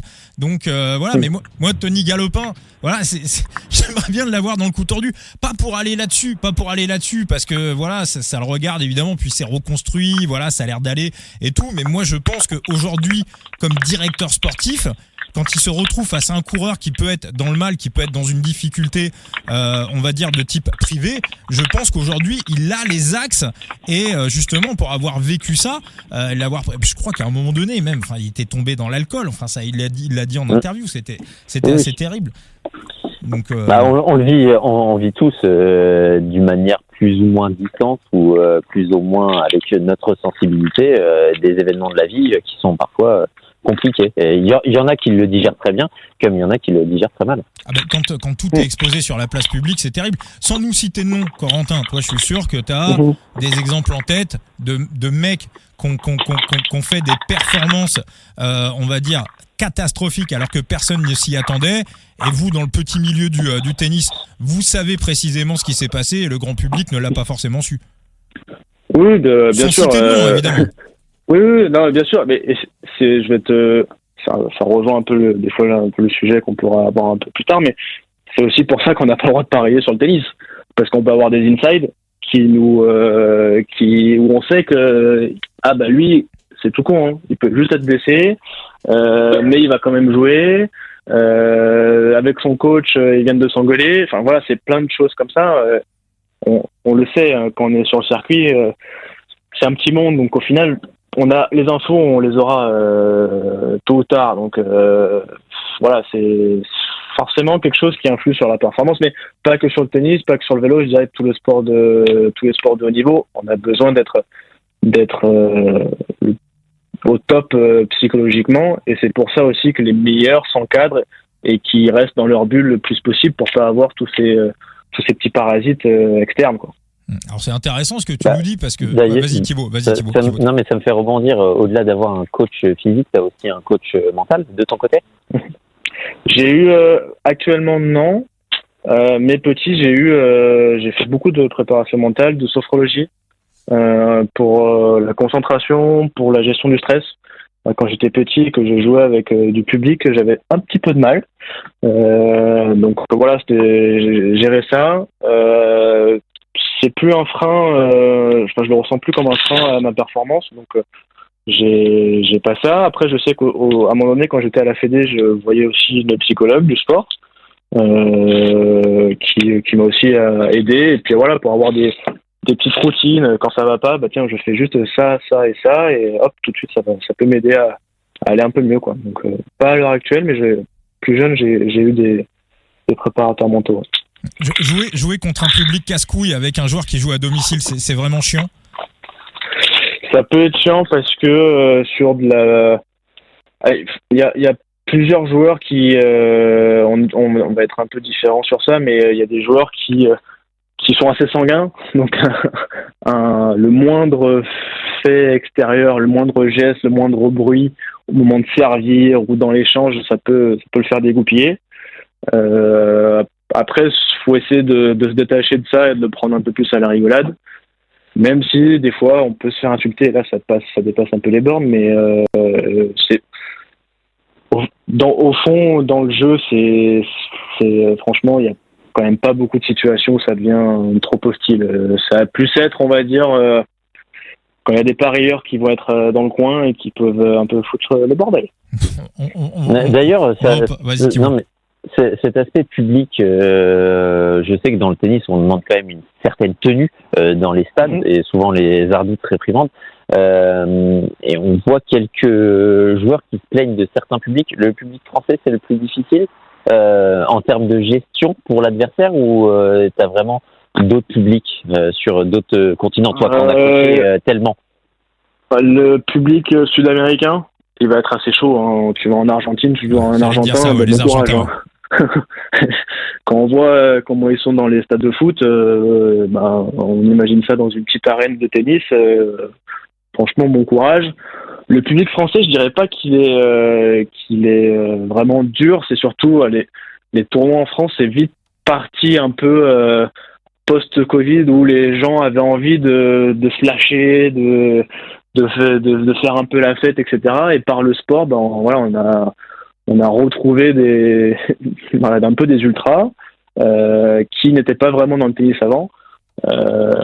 Et c'est une minorité, franchement. Après, on va parler de Roland Garros ou de Bercy à l'époque. Et dans le reste des tournois en France, ça se passe quand même plutôt bien. Et il y a quand même des belles ambiances de manière générale. J'ai la chance de pouvoir accéder de temps en temps à des matchs à Roland. Franchement, il y a des fois, je kiffe être dans les tribunes parce qu'il y a vraiment des ambiances de dingue, quoi. Ouais, il y a des mecs qui te mettent des ultras, mais des ultras pour certains joueurs. D'ailleurs, j'ai essayé d'en avoir un qui est sur les réseaux. Tu dois sans doute connaître la bande Benjol, DRX et Antoine. Ouais. J'avais proposé à Antoine de venir, mais malheureusement, il est dans l'avion pour les Philippines. Mais sinon, ça aurait été avec plaisir qu'il aurait été avec nous. Ok. Ouais, voilà, eux, c'est des... Par exemple, il y a ce qui s'est monté il y a, je pense, 2-3 ans, ils ont appelé la Tribune Bleue. Donc, ils essayent d'être sur tous les tournois, même des fois un peu à l'étranger, dès qu'il y a un Français, de supporter. Voilà. Ils étaient partis en Australie. Ouais, voilà. Et ça, je trouve ça top, parce que du coup, il y a des affinités qui se créent aussi, du coup, entre ces fans-là, qui eux sont bienveillants. Ils sont pas là pour foutre le bordel, pour être irrespectueux ou quoi que ce soit. Et leur initiative, elle est top, et ça se passe hyper bien à chaque fois avec eux. Donc c'est des choses comme ça, et je sais que ça grandit un petit peu. Ils essaient de faire de plus en plus de tournois, et pour nous, c'est top d'avoir ce soutien qui, même des fois à l'étranger, n'est pas prévu, et au final, c'est top, quoi. Alors, là, je sais qu'ils vont nous écouter, ils vont écouter les replays. C'est bon, tu les as chauffés pour des années. Ils vont être là à tous les tournois en mode ultra. J'attends que ça. Hein. Ils vont écouter Thibaut, ils vont écouter le replay. Tout le monde écoute le replay, Thibaut. Hein. C'est un podcast, on n'est pas en direct. Oui, mais voilà, on les embrasse. Je rigole, je chambre mon Thibaut. Non, mais c'est dommage qu'il y en ait pas un qui ait été dispo, parce que honnêtement, ils auraient voulu, mais malheureusement non. Mais ça aurait été aussi intéressant, parce que en termes tennistiques, honnêtement, je vais me résumer au niveau du beat, mais ça aurait été aussi intéressant d'avoir des éléments ou de vision que eux ont sur ce sport, que moi forcément et toi, Vincent, on va pas avoir. Il y a des axes, je pense, à développer qu'ils auraient pu avoir. Bah écoute, ça sera pour un deuxième épisode avec Corentin. Et ce premier épisode très loin d'être terminé, Corentin, parce que t'as parlé des mecs bienveillants, tu l'as évoqué, il y a quelques minutes. On va aller bien évidemment dans les sujets qui fâchent, dans ces gens malveillants. Alors tiens, t'as vu, je sais pas si vous l'avez vu, hein, David Lapartien qui a fait une sortie sur les paris sportifs. T'as vu ça, Corentin? Non, j'ai pas vu. T'as dû voir ça, Thibaut? Pas du tout. Du coup, tu vas me l'apprendre. J'arrive avec mon info. Non, David Lapartien a fait une info, fait une sortie hier, petite sortie médiatique, où il explique que ils vont faire un petit peu de prévention au niveau des paris sportifs, au niveau des cyclistes, parce qu'il a pas envie que un scandale éclate dans le vélo, comme on a pu voir dans d'autres sports. Là, je crois qu'il y a un gros truc qui est sorti en Turquie ces dernières heures. En foot, oui, il y a pas mal de joueurs, d'arbitres, plus de 146 arbitres, je crois, qui ont été pris la main dans le sac. On a eu récemment le FBI qui a pris la main dans le sac de la NBA. Tous les sports sont gangrénés par ça, que ce soit du côté des joueurs, des instances, de l'arbitrage, comme malheureusement du côté des parieurs eux-mêmes qui deviennent, et surtout en tennis, on le voit, une gangrène sur les réseaux sociaux. Totalement. Alors juste pour terminer sur la partie 1, soit il a des infos sur ce qui se passe dans le vélo, et dans ces cas-là, ça sortit un petit peu légitime en mode avertissement. Soit il y a rien, il est encore là un petit peu pour brasser du vent, il nous fait de la politique et on parle de ça et on parle pas d'autre chose. Mais on va le dire de manière. Alors, quand on a des cyclistes dans le coup tordu, c'est pas un sujet. Il y a pas vraiment de haters, on va dire. Ils sont pas véritablement confrontés à ça. En tout cas, nous on n'a jamais vraiment eu de remontée. Mais alors Corentin, dans le tennis, clairement, c'est de l'abattage industriel presque. J'ai envie de dire. C'est quotidien, et puis même ce qui est on va dire encore plus dérangeant, c'est que même si on gagne, on peut quand même se faire insulter. Ah ouais. Et par exemple, un match où je suis favori et je dois gagner le match sans me faire breaker, je perds un jeu en me faisant breaker, je vais me faire insulter parce que je me suis fait breaker. Alors que, des fois, je reçois des messages, j'ai gagné le match et je me fais insulter. Alors forcément, quand on perd un match qu'on était proche de gagner, alors là, c'est l'apothéose. On les a tous, les faux comptes qui arrivent. Et perso, ça me touche pas personnellement, parce que c'est jamais aller plus loin que derrière un écran. Que les mots employés ne sont pas forcément pour moi blessants, mais je me mets à la place d'une fille où on lui dit toi je vais te retrouver dans la rue, je vais te violer et puis je vais te tuer. C'est pas forcément très très facile à gérer quand tu peux recevoir ça tous les jours, quoi. Il y a eu des histoires vraiment de joueurs ou de joueuses qui ont été confrontés à un parieur fou. Alors, j'ai eu des potes qui ont eu des messages où il y a un mec qui lui avait envoyé son adresse quand même. Donc là, c'est quand même quelque chose où, si le mec a l'adresse du joueur, c'est que s'il a envie de venir, il peut venir. Après, ça va plus être les parieurs qui sont sur site et qui ont envoyé un ticket et qui à la fin du match peuvent te choper. En Italie, ça se fait beaucoup. Il y a, sur les challengers, mais tout le monde parie. Les supporters, c'est pas des supporters, c'est des parieurs. On le sait tous, mais ils sont dans les tribunes et c'est des tournois qui sont pas aussi stricts sur la sécurité que Roland Garros, par exemple. Et c'est des personnes qu'on peut côtoyer dans la rue à la sortie du club. Donc pour l'instant, il n'y a jamais eu vraiment d'incident. En tout cas, pas à ma connaissance.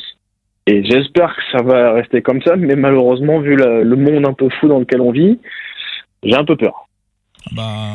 Ouais. J'ai déjà vu, moi, dans mon métier, à la radio. Alors, moi, ça m'est pas arrivé à moi, mais je connais une histoire d'un animateur radio qui s'était fait agresser pour des jeux sur des places de ciné, quoi. Donc, c'est complètement dingue. Mais alors, toi, Corentin, donc, on en parlait en début de podcast, être présent sur les réseaux sociaux, ça fait partie de ton métier, ça fait partie aujourd'hui du métier de n'importe quel, on va dire, sportif professionnel qui se respecte, les sponsors le réclament, les marques le réclament, donc ceux qui se disent vous avez qu'à pas être sur les réseaux sociaux, oui mais non, parce que ça fait partie du métier. Toi, comment des fois tu réponds, tu essayes de raisonner les mecs, tu bloques direct, comment tu gères ça? Ça dépend le mood dans lequel je suis après le match. Déjà, si j'ai perdu, ça peut être assez dur. La majorité, je supprime et je bloque. De temps en temps, je réponds parce qu'il y a des mecs, ils font rire. Je sais pas, par exemple, une fois, il y a un mec j'ai perdu un match où j'étais à 2 points de gagner. Donc forcément, là, il m'a envoyé un florilège d'insultes assez important. Et il m'envoie son ticket, il me met, il avait parié 30 €, il pouvait gagner 700 €. Et c'était sur un ticket combiné. Et il m'envoie le message, il me fait tu m'as fait perdre 700 €. Alors je lui dis non, si tu veux, je t'ai fait perdre 30 €. mais je ne t'ai pas fait gagner 700 euros. Mais là, à l'heure actuelle, ton ticket, je suis le 3e match, t'as mis 7 matchs. Bah oui. Donc, m'insulte pas, il y a encore d'autres matchs qui vont se passer déjà de une. Et je lui dis, à chaque fois, souvent ce que je leur dis, je dis, si ta vie, ça se résume à parier sur des matchs de second niveau, parce qu'autant, je sais pas, parier au foot, sur la Ligue des Champions, sur le vélo, sur le Tour de France, les grosses classiques, tennis, les Masters 1000, les Grands Chelems, etc. Je comprends, mais là, c'est sur des tournois, enfin, c'est des petits tournois, entre guillemets. Et le problème du tennis, c'est qu'il y a des matchs toute l'année. Donc les mecs, même quand il n'y a plus rien à parier, il y a toujours du tennis à parier. Et le tennis, on peut parier sur le set, sur le jeu, sur le break, sur le point. Donc forcément, les mecs, ils ont, quoi qu'il arrive, ils ont quelque chose à parier contre toi. Donc c'est là que ça devient problématique, et où ça devient un peu plus problématique, c'est que les instances du coup revendent les datas au site de Paris avec le scoring, et que nous, à côté de ça, ils s'en foutent de nous, quoi. Dès que tu te plains, ah oui, bah signale-le, oui, mais ça va pas faire avancer les choses, quoi. Tu penses que c'est trop au niveau des possibilités de paris dans le tennis? Là, tu parlais d'un jeu, est-ce qu'on pourrait simplement, je sais pas, peut-être se contenter des résultats, du résultat brut du match et éventuellement le nombre de sets, enfin vraiment, on va dire limiter un petit peu tous ces paris qui sont finalement du hasard, c'est Gumball en fait. On peut pas avoir une analyse là-dessus, quoi. Déjà, par exemple, tout ce qui est Argel, il y a pas tout ce qui est points, tout ce qui est ça va se limiter, je crois, au jeu. Si, quand même. Et par exemple, il y a du point. Hein. Maintenant, il y a de tout. Hein. Tu peux parier sur. Oui, et puis même, je sais que tu peux parier sur le nombre d'aces, sur plein de choses. Oui. Mais ça va être le nombre de points, mais ça va être que sur les gros tournois. Les tournois qui sont sur le circuit principal. Les tournois de deuxième et troisième catégorie. Ouais, les challengers, il n'y a pas. Voilà, les challengers, les futurs, il n'y a pas. Ça va être que sur des sites de pays de l'Est, des trucs comme ça, mais bon, un petit VPN et puis c'est facile. Hein. Oui. Oui, ça pourrait limiter. Après, ils gagnent tellement d'argent que ça sera jamais limité. Hein. Mais là, on est, Corentin, on est d'accord, enfin, on est sur un problème qui dépasse le sport, on est sur un problème politique. Bien sûr. Ah bah, bien sûr. C'est un problème d'éducation, honnêtement. Tu pètes un câble à 30 euros, 700 euros, puis même plus. À partir du moment où tu engages de l'argent, tu prends tes risques personnels, tu les assumes. C'est pas au sportif lui-même d'assumer les risques que tu as pris. Oui, bien sûr. Oui, non, mais là, le problème, c'est que Thibaut, voilà, un mec perd un pari, il peut traiter de tous les noms le sportif concerné. Enfin, derrière, il se passe rien, quoi. Tu vois, c'est. Ah oui, non mais totalement. Voilà. Non, mais le mec doit faire comme moi. Si ça l'atteint en tennis, il arrête de parier le tennis. Moi, ça fait des années que je parie plus le tennis. Tout simplement, si j'ai perdu un fric monstre. Je crois que l'un des derniers matchs que j'ai parié en tennis, et tu vas voir, ça remonte. C'est Djoko contre Fernando Verdasco à Doha, où je l'avais parié Verdasco vainqueur. Il perd le deuxième set alors qu'il mène le tie-break 6-1. Bon, là, à partir de là, j'ai dit, ouais, c'est bon, c'est fini. Ouais, non, mais malheureusement, c'est sans fin. Et là, vous parliez du scandale qui est sorti en Turquie, etc. Mais le tennis est aussi touché. Hein. Il y a eu un gros réseau qui est tombé en Belgique et en France. Pas sur le circuit principal, plus sur les challengers et sur les futurs. Où là, ça tombe au compte-gouttes les joueurs et qui truquaient les matchs. Donc l'appât du gain est tellement beau. Il y a tellement d'argent facile à se faire que voilà, c'est malheureusement c'est tous ces à côté sont pas sains et ça touche tous les sports maintenant. On en revient à la question épineuse. Est-ce que toi un jour tu t'es déjà fait approcher, on t'a proposé un billet pour sur un match? Qu'une fois, c'était au Cameroun. Je jouais une wildcard camerounaise, donc sans lui faire offense, je savais quand même que j'avais de grandes chances de gagner. Et on m'avait proposé, je sais plus ce que c'est le montant, c'était peut-être proche de 1000 ou un truc comme ça, pour perdre le premier set. Donc voilà, c'est la seule fois de ma vie que j'ai eu une proposition. Mais J'ai un exemple assez concret, c'est un de mes meilleurs potes, c'est Alexandre Muller, qui est genre 40e mondial, là. On faisait un futur, donc les futurs, c'est le 3e échelon des tournois professionnels, et on joue en double, et on gagne le match. À la sortie du cours, il y a une fille qui lui donne un papier plié en deux et qui lui dit « tu l'ouvriras plus tard ». On rentre dans la voiture, Alex, qui est un peu beau gosse, qui fait le kéké, ah ça y est, j'ai une nouvelle admiratrice, une fille qui veut sortir avec moi, voilà, machin. Et le papier, c'était I have a deal, text me on Telegram. Donc on avait vite compris où ça voulait en venir, et le lendemain, on a vu au club que la fille, sur Telegram, elle écrivait à X, elle écrivait à Y, elle écrivait à Z, elle envoyait plein d'infos sur les tournois, etc. Donc nous, quand c'est comme ça, quand on reçoit une demande pour truquer un match, on est obligé de prévenir le juge arbitre.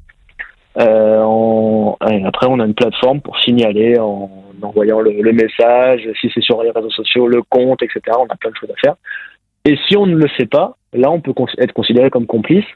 Et là, récemment, il y a 2-3 joueurs qui se sont fait suspendre parce qu'ils n'ont pas dénoncé alors qu'ils savaient. D'accord.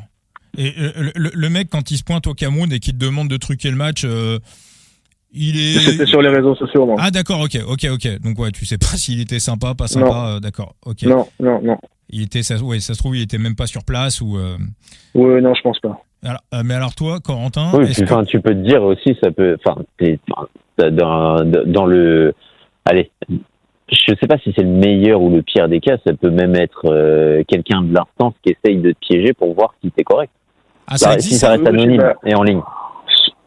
Oui, bien sûr. Après, je sais que même maintenant sur les tournois, on a un organisme qui s'occupe de tout ce qui est anti-corruption, anti-dopage, etc. C'est le même endroit, c'est la même plateforme. Et c'est des personnes qui, sur les tournois, viennent faire des petits interrogatoires sur des joueurs. Tiens, est-ce que tu peux me donner ton téléphone ? On va checker quelque chose. Et si tu refuses, tu es considéré comme complice aussi. Donc voilà, sur les tournois, il y a un peu plus de présence. Je sais pas s'ils sont à envoyer des messages pour avoir des réponses sous couvert d'anonymat, mais en tout cas, ils mettent beaucoup de moyens pour tenter de limiter cette corruption. Tu t'es déjà retrouvé dans un match avec un mec en face de toi où tu t'es dit c'est pas possible, il lâche le match, il fait exprès? Oui, complètement. On le voit assez vite. Ça se fait beaucoup en double, parce qu'en double, il y a moins d'importance, on va dire. Pour beaucoup de joueurs, c'est un complément, on va dire, tant qu'ils sont encore ensemble, ils font double. Mais voilà, le double, c'est pas la priorité pour beaucoup de joueurs. Donc, ça m'est déjà arrivé. Et j'ai déjà eu aussi un mec qui a parié, alors que c'était mon partenaire. Et là, d'un côté, ça fait chier, parce que tu te dis, putain, à tout moment, je peux être un peu emmerdé, alors que moi, dans le fond, j'ai rien à me reprocher, quoi. Ah ouais. D'accord. Ah ouais. Ça va être, par exemple, c'est un mec qui sert très très bien et qui les 2 sets va se faire breaker et avec 2 doubles fautes, alors que le mec, il fait pas une double faute du match, quoi. Ouais. Donc là, tu te dis, bon, ok, j'ai compris. Ah ouais, moi, limite derrière, tu joues plus avec le mec, quoi. Bah non. Bah de toute façon, il a été suspendu là, donc. Ok, ouais, donc ça franchement, ouais, c'est chaud. On avait posé la question à André Amisud quand on l'avait eu dans le podcast, il était incapable de savoir il savait qu'il avait pas le droit de parier sur le vélo, mais il était complètement incapable de nous dire s'il avait le droit de parier sur d'autres sports. Est-ce que, en dehors du cyclisme, tu as le droit, Corentin, et vous, joueurs professionnels de tennis et joueuses, vous avez le droit de parier sur d'autres sports ou c'est complètement interdit? Non, on a le droit sur tous les autres sports, sauf si on connaît quelqu'un. Je sais pas, je deviens pote avec Mbappé. Sur le papier, j'ai pas le droit de parier sur ses matchs parce que potentiellement il peut me donner des infos. Ça peut être prouvé après. Ils prennent ton téléphone, il t'a dit que tel joueur allait pas jouer en avance, du coup tu peux parier avant que la cote elle chute, etc. C'est plus des cas comme ça, mais on va dire, c'est un peu à l'extrême. Mais hormis ton sport, on est libre de parier sur le reste. Je sais à quoi tu penses, oui, Thibaut. Limite. Après, ouais, je sais à quoi tu penses, Thibaut. C'est-à-dire, bah dans le vélo, voilà, ceux qui cherchent à entretenir on va dire des relations de proximité et de sympathie avec des coureurs. et qui pour avoir des infos pour les paris et qui potentiellement ne se rendent pas compte qu'ils peuvent niquer une carrière. On en connaît. Oui, potentiellement, oui, on en connaît. Enfin, moi, pas beaucoup, mais on en connaît. C'est la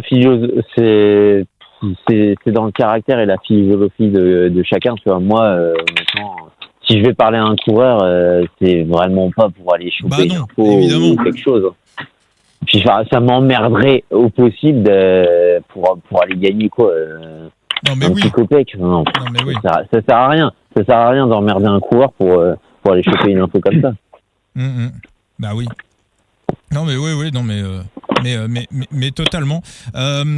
Corentin, t'en parlais, l'autre sujet épineux, l'autre sujet qui fâche, tu l'as évoqué un petit peu entre les lignes tout à l'heure. Toi, est-ce que comme un coureur cycliste, je crois que j'ai vu, il me semble, ce matin, je crois, Maël Guégan là qui a été, je crois, il y a eu un contrôle ou un truc. Enfin, il mettait ça sur son compte Insta. On l'embrasse d'ailleurs, Maël, qui il disait sport propre, tout ça. Est-ce que toi tu peux être soulevé entre guillemets, mais est-ce que tu peux avoir des mecs à 6h du matin qui viennent sonner chez toi pour te faire une prise de sang? Est-ce que tu es obligé un petit peu de dire où tu te trouves un petit peu partout à tout moment de l'année? Alors non, parce que je suis pas sur le système Adams, donc je vais pas donner 1 heure par jour où on peut venir me contrôler. Par contre, moi les contrôles que j'ai, c'est en tournoi. Donc après un match, ils viennent te chercher direct à la sortie du cours et puis t'as un chaperon jusqu'à ce que tu passes le contrôle. Mais ça dépend beaucoup des fédérations, des comités olympiques aussi. J'avais un pote monégasque, pas Valentin, un autre qui était peut-être 300e mondial et qui lui était sur Adams parce que Monaco ils n'ont pas énormément de sportifs et ils étaient venus le contrôler au Kazakhstan par exemple sur un tournoi. Les joueurs français, je pense tous les joueurs dans les 100 ou 150 peut-être sont dessus, plus 2-3 joueurs un peu ciblés. Alors je ne sais pas les critères, mais à un certain niveau, t'es forcément sur Adams. C'est pas mon cas encore. D'accord. Mais dans certains sports, par certains sports, on parle souvent du vélo comme le sport le plus contrôlé. Est-ce que tu estimes que le tennis est un mauvais élève à apprendre ou quand même que vous en faites quand même pas mal malgré tout et que quand on décrit et qu'on critique du côté du vélo certains autres sports dont le tennis, malheureusement pour certaines actualités, c'est un peu injustifié? Oui, je suis pas complètement sur le circuit principal, donc sur les plus gros tournois, mais je sais que sur les tournois principaux, il y a quand même pas mal de contrôles. Alors la récurrence, je ne sais pas, mais tous les mecs sont quand même beaucoup contrôlés. J'ai fait Roland-Garros plusieurs fois, je l'ai fait une fois en double, tableau principal. Après une défaite au premier tour, on a été contrôlé. En junior, j'avais été contrôlé après un match aussi. Après sur les tournois, une fois j'ai été contrôlé 3 semaines de suite. Et c'était les 3 seules fois de l'année. Par contre, je pense qu'il dérange un peu sur le tennis, et là c'est ce qui aussi me dérange un peu, c'est sur le traitement des top joueurs sur des contrôles. Merci. Sur on sait pas tout. On veut quand même, ils représentent la marque de la TP ou de la WTA, donc c'est quand même une belle image. Donc si, donc ça va être forcément l'exemple de Sinner. Si il est suspendu, on va perdre du coup peut-être toute l'audience italienne, elle va partir, etc. Swiatek a été contrôlée, elle s'est fait suspendre pile pendant la prépa foncière où il n'y a pas de contrôle, où il n'y a pas de tournoi. Donc c'est plutôt ça qui donne une mauvaise image du sport et du traitement sur le dopage.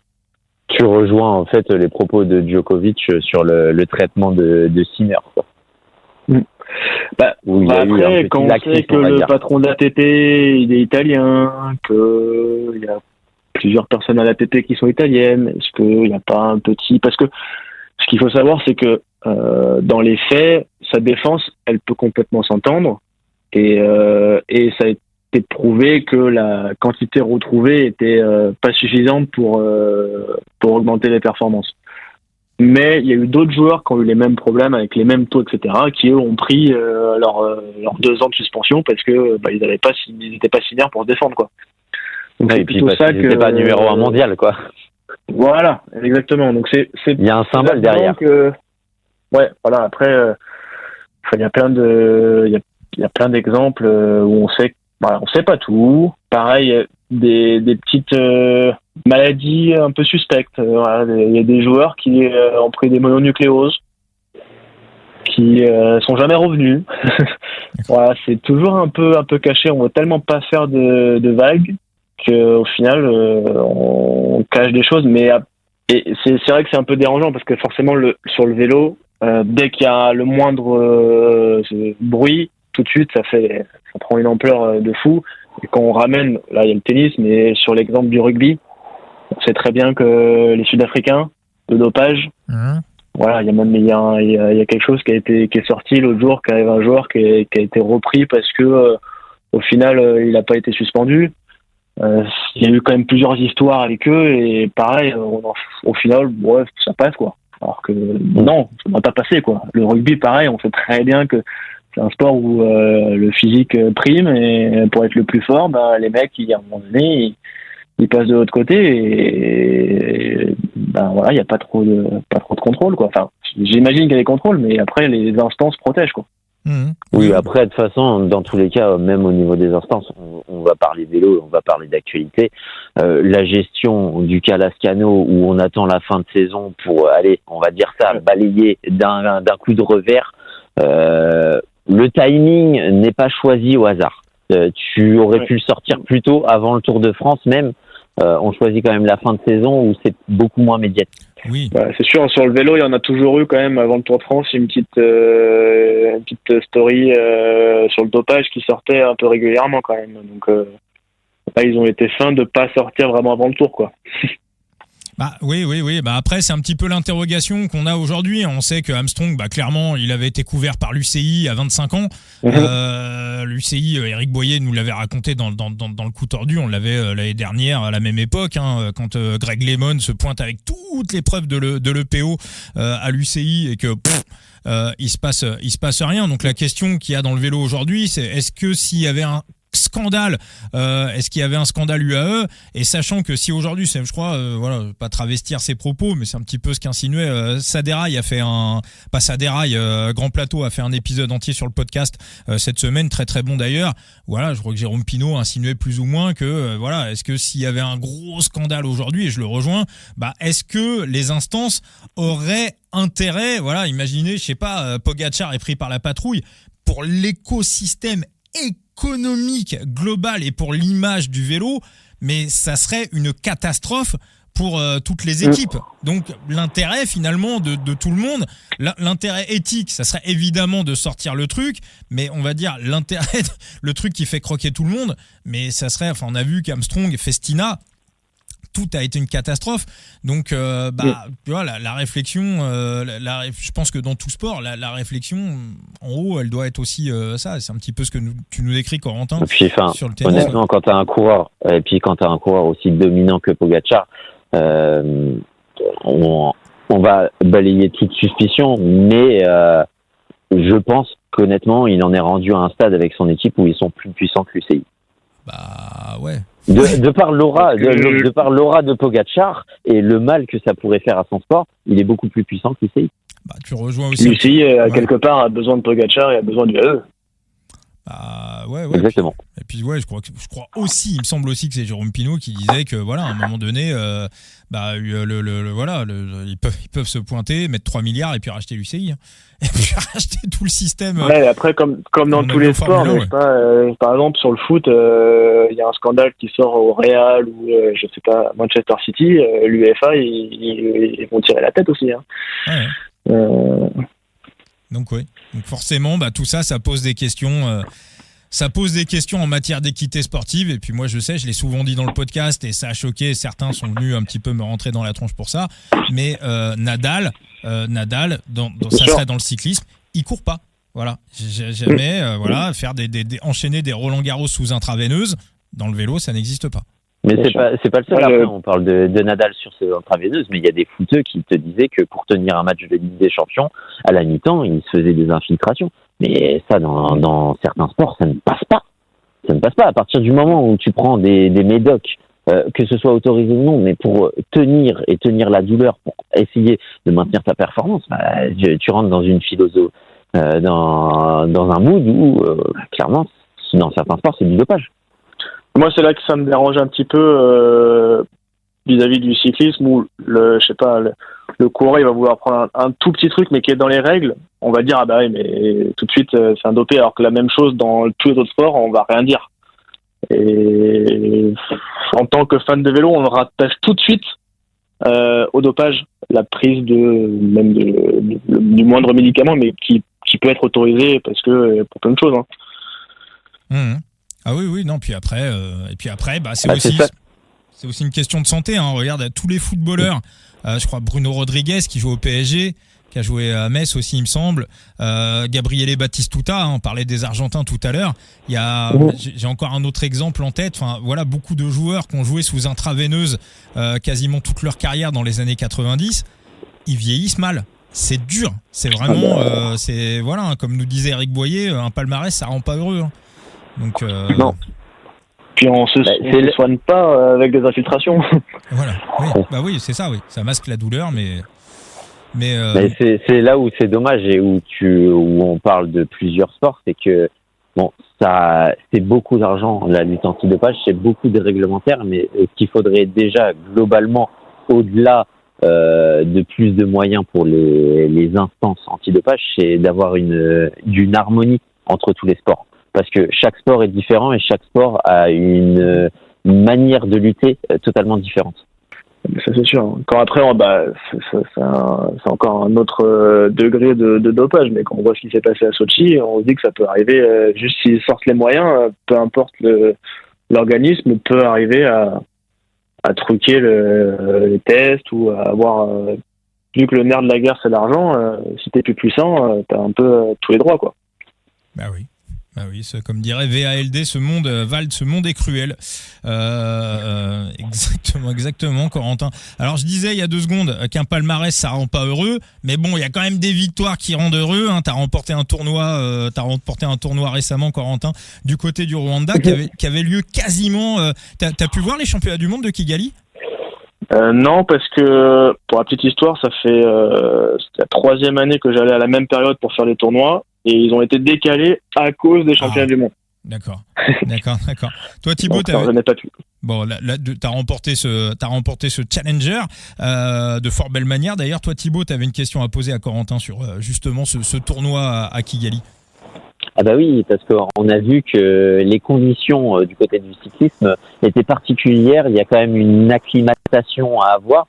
Est-ce que toi, justement, sur ton tennis, sur tes performances physiques, tu as eu besoin de ce temps d'acclimatation et tu as senti que c'était différent par rapport à d'autres tournois? Alors, non, pas sur les conditions physiques pures, ça va plutôt être sur les conditions par rapport au jeu. Parce que l'altitude fait voler les balles, donc on a un peu moins de contrôle. Le jeu est un peu plus rapide. Donc c'est plutôt ça qui rentre en compte. Vu que ça fait quand même plusieurs fois que j'y vais, maintenant je suis un peu habitué, je sais ce que j'ai besoin de faire pour pas perdre de temps à trouver mes réglages.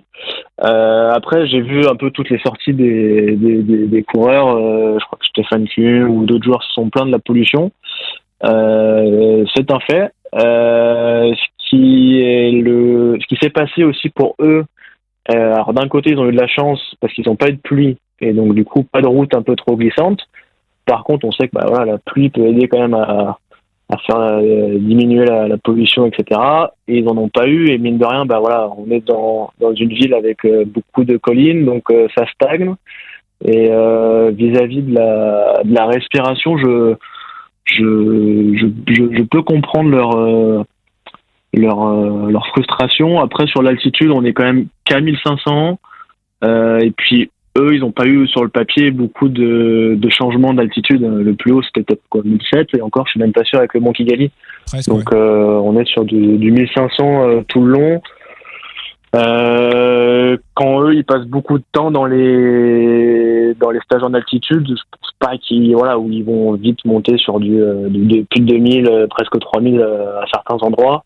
Là, c'était quand même pas très impactant, je dirais, sur la performance. Et il paraît qu'en tennis, par contre, on parle souvent en vélo du cap des 1800-2000 mètres d'altitude, mais il paraît qu'en tennis, souvent j'ai en tête l'exemple du tournoi de Madrid, je crois que Madrid est à 600 mètres d'altitude, il paraît que juste un peu d'altitude, pas grand-chose, il paraît que les balles, elles volent pas exactement de la même manière. Ouais, exactement. Madrid, c'est un très bon exemple parce que c'est pas très haut, mais on sent direct l'altitude. Alors, je te parle même pas d'aller faire des tournois au Mexique à 2500. Là, c'est encore un autre délire, mais ouais, ça impacte vraiment sur le jeu. Donc après, on a des petites techniques pour réduire un peu cette sensation de trampoline dans la raquette. Ouais, sur l'aspect physique, on n'est pas trop dérangé, mais ouais, le jeu est quand même assez impacté. D'accord. Alors, en tant que profane, moi, justement, c'est ton matériel qui évolue, c'est ta façon de jouer, de taper les balles. Ouais, alors du coup, on va essayer de peut-être viser un peu plus court parce que naturellement, la balle va être un peu plus portée. Et après, il va y avoir le cordage, donc le matériel qui va rentrer en compte où on adapte la tension. Ce qu'il faut savoir, c'est qu'avant chaque match, on a des raquettes tendues avec une certaine tension en kilos et si on veut avoir plus de contrôle, on va augmenter la tension. A contrario, si on veut avoir plus de puissance, on va diminuer la tension. Moi, par exemple, pour Rwanda, j'ai mis 1,5 kg de plus que ma tension habituelle. Ce qui est un peu délicat aussi, c'est que toutes les balles sont différentes en fonction de la marque. Et puis, par marque, il y a plusieurs types de balles. Et que toute l'année, tous les tournois, on doit sans arrêt s'habituer au type de balles. Et il y a des balles qui sont hyper bien à jouer en altitude, et puis il y en a d'autres qui sont horribles. Donc là, des fois, c'est au joueur qui va avoir le plus de facilité à s'adapter. Et c'est, du coup, ça joue beaucoup sur le résultat. Et il y a pas mal de joueurs qui s'ils aiment bien, ils vont chercher justement les tournois en altitude parce qu'ils vont avoir des préférences de jeu et ils savent quoi faire justement pour bien se débrouiller en altitude. Et avantage aux joueurs à domicile. Ne livre pas tous tes secrets sur le Rwanda, sachant que tu es surnommé l'ambassadeur et tu es le maître de ces lieux. Voilà. Il faut qu'on dise sa domination comme Pogacar. Exactement. Exactement. J'ai encore, on va encore deux petites questions à te poser, Corentin. Déjà, on va parler un petit peu de l'année qui arrive. Est-ce que toi, en tant que joueur, on sait que le Tour de France est le Graal pour tout joueur pour tout cycliste professionnel. Donc Roland Garros. Alors, tu as participé, t'as fait, je crois que tu as passé 2 fois le premier tour des qualifs, c'est ça? C'est ça. J'ai fait 3 fois les qualifs et 2 fois le tableau en double. Est-ce que intégrer le tableau principal en simple, est-ce que c'est une obsession? Est-ce que c'est un véritable objectif de carrière? Je pense que c'est l'objectif minimum pour tous les joueurs qui sont sur le circuit pro et qui, on va dire, qui ont les aptitudes pour y arriver. Parce qu'il faut savoir que pour être dans le tableau final d'un grand chelem, c'est quasiment être dans les 100 premiers mondiaux, pardon. Et c'est l'objectif premier de tout joueur. Donc forcément, en étant dans les 100 premiers, ça nous donne accès à tous les grands chelems et même à d'autres tournois. Et les grands chelems, c'est l'équivalent Roland Garros et le Tour de France, c'est le must de la compétition. Donc c'est l'objectif de tout le monde. Après, il y a un objectif qui est un peu intermédiaire, c'est de participer aux qualifications de ces tournois, qui nécessite un classement autour de la 230e place mondiale, qui pareil, là aussi, c'est quand même un bel objectif et c'est aussi un soulagement financier parce que forcément sur ces tournois il y a plus d'argent tout de suite, donc ça permet de pouvoir agrandir un staff avec des rentrées d'argent un peu plus conséquentes. Alors, donc là, ça veut dire que quand tu prépares ton calendrier pour l'année suivante, tu regardes un petit peu les tournois où tu peux aller. Est-ce que finalement t'as un petit peu, faudrait presque Vinokourov, la fameuse IA de. Il y a des joueurs comme ça là d'ailleurs qui font un petit peu qui cherchent un petit peu à avoir des tournois par IA, un peu comme Vinokourov a fait pour Astana. Là, ça existe un peu dans le tennis pour avoir un calendrier optimal. Par IA, je pense pas, parce que ta programmation va vachement dépendre de ton classement. Parce que pour participer à un tournoi, ça va être une liste d'entrée des joueurs et en fonction de ton classement, tu rentres sur les tournois ou non. Donc, ce qu'on fait généralement, c'est qu'on fait une prog sur les 2-3 premiers mois de l'année. Et après on affine en fonction de tes résultats. Si t'as pris des points et que t'es monté au classement, peut-être que tu vas changer de catégorie de tournoi. Par contre, ce qu'il faut savoir au tennis, c'est qu'on doit défendre les points de l'année d'avant. Donc si on a une période où on a pas mal de points à défendre et qu'on ne défend rien, forcément on va défendre au classement. Et là il faut faire un petit peu la gymnastique inverse et peut-être chercher des tournois un peu moins forts. Donc voilà, là ce qui est un peu particulier pour mon cas, c'est que la programmation de tournois des challengers n'est pas encore sortie pour le début d'année 2026, donc on va attendre un petit peu avant de faire une prog. Après quasiment les tournois restent les mêmes d'une année sur l'autre, donc on fait des petites trames et après on attend l'officialisation pour pouvoir s'inscrire. Mais vraiment, l'objectif, c'est centré pour essayer d'intégrer les qualifs de Roland-Garros et essayer de... D'accord, Corentin. Moi, j'avais une petite dernière... Alors, il y en a qui vont se dire, qui écoutent le podcast Le Coup Tordu, là, alors qu'il est, ils vont se dire, putain, c'est cool, 393e épisode, il nous a pas placé Side Limit dans l'histoire. Eh bah si, je vais réussir à vous placer Side Limit. Alors j'ai découvert il y a pas longtemps qu'il y avait un équivalent ça m'intéresse de Side Limit, donc qui est un peu le Sorare du vélo, même si voilà les jeux s'éloignent. Il y a un équivalent qui s'appelle Funky Ball, voilà, qui est un Sorare du tennis.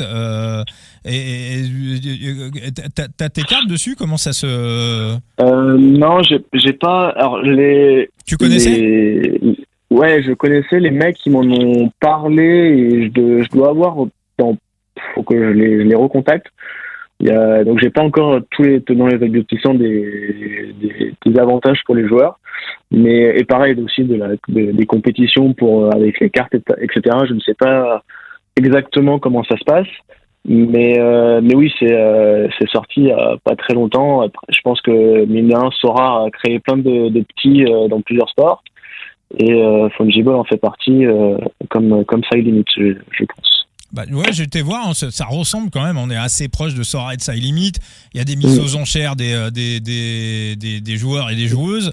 On a aussi alors là il y a des packs un peu comme sur Sora d'ailleurs, des packs essence où voilà, on achète des packs en fait, on achète des packs de coureurs et de coureuses, ça n'existe pas sur Side Limit. Donc tu sais pas du tout un joueur qui est sur Funky Ball sur la vente d'une carte, quel est le pourcentage à peu près de ce qu'il va récupérer? Non, j'ai pas. Je sais que j'ai quelques potes qui sont dessus, mais pour être honnête, on n'a pas forcément échangé là-dessus. Mais c'est franchement, pour avoir joué à Sorare dès le début, où j'ai bien aimé ce concept de fantasy et voilà, je suis fan de sport tout court, donc j'étais plutôt assez content du concept et d'avoir ça dans son sport. Je pense que c'est un plus. Après, je sais pas jusqu'où ils veulent se développer, ce qu'ils ont en tête comme compétition, comme partenariat avec les joueurs, quelles sont les retombées pour nous, mais c'est forcément un plus, c'est sûr. Oui, puis bon, s'ils sont comme sur Side Limit, ils vont aller sur l'intégralité des tournois, mais ouais, moi je trouve que c'est si ça permet d'avoir un petit complément de revenus pour toi, pour les joueurs, sortir un petit peu du système de primes qu'on connaît pour les joueurs et pour les joueuses de tennis, et aussi du sponsoring classique pour le vélo. Ouais. Voilà, et puis ça reste quand même, voilà, il peut y avoir de l'addiction pour ça. Pour l'instant, il n'y a pas encore eu de cas, mais voilà, ça reste quand même, voilà, on va dire des systèmes un petit peu plus sains de manière globale que les paris sportifs, même si bien évidemment il faut comme tout, voilà, faut savoir gérer son budget et son argent. Attends, parce que on pourrait voir fleurir des mecs qui viennent le voir sur Instagram. Ouais, ta carte elle a perdu 5 €. Hein. Oui. Effectivement. On sait pas, ça peut arriver, vu que les gens sont de plus en plus fous. C'est une possibilité. Exactement, Corentin. Thibaut, un petit dernier mot à rajouter? Non, honnêtement, merci Corentin pour la disponibilité, c'était très bien, et au plaisir de te retrouver dans un prochain podcast, surtout pour parler de ta saison 2026, et en espérant qu'elle t'ouvre les portes de Roland-Garros. Parce que je sais que tu es impérien et que tu aimes particulièrement cette compétition. Exactement, et puis c'est presque à la maison, donc c'est encore la cerise sur le gâteau, on va dire. Bon, écoute, on suivra tout ça, Corentin. Donc abonnez-vous, amis auditeurs du Coup Tordu. Corentin Denoli, t'es présent sur Instagram? Ouais, Instagram et Twitter. Voilà, beaucoup sur Twitter pour suivre l'actualité vélo, je trouve, c'est assez pratique. Et puis Insta plus pour les partages de résultats, de contenu, on va dire, plus photo, vidéo classique, quoi. Bon, abonnez-vous, Corentin Denoli sur Instagram. On mettra bien évidemment voilà, tout ce qu'il faut dans le lien de l'épisode. Instagram, sur X, sur Twitter. N'hésitez pas à aller parler vélo avec Corentin. Voilà, il sera toujours content d'échanger avec vous. Et puis nous on va te suivre. Hein, voilà, on suit beaucoup le vélo, mais voilà, on a aussi un regard et un œil particulier sur les cyclistes, et désormais toi, voilà, le tennisman qu'on aura reçu dans le Coup Tordu. Donc on va bien évidemment suivre avec attention tes résultats en 2026 et après. Merci infiniment pour ton temps, Corentin. Ouais, Thibaut. Et surtout, je complète sur les messages quand vous vous abonnez et que vous allez en message privé, compenser les messages de haine par des messages. Non, mais ouais, c'est exactement ça. C'est exactement voilà. Et c'était exactement dans ce sens-là que je dirigeais mon propos. Exactement. Merci infiniment, Corentin. Merci à vous pour l'invitation. C'était top, c'était un plaisir. Et puis à la prochaine. Très très vite pour un prochain Coup Tordu. Et puis Thibaut, prochain numéro, Yanis Voisard. Ouais, top. Écoute, très très bien, voilà. Et on vous rappelle que le Coup Tordu est présent sur tous les réseaux sociaux. N'hésitez pas à vous abonner, à interagir. Nous aussi, c'est un kiff de vous avoir. Allez, à très très vite avec Yanis pour le 394e épisode. Ciao les amis. Ciao.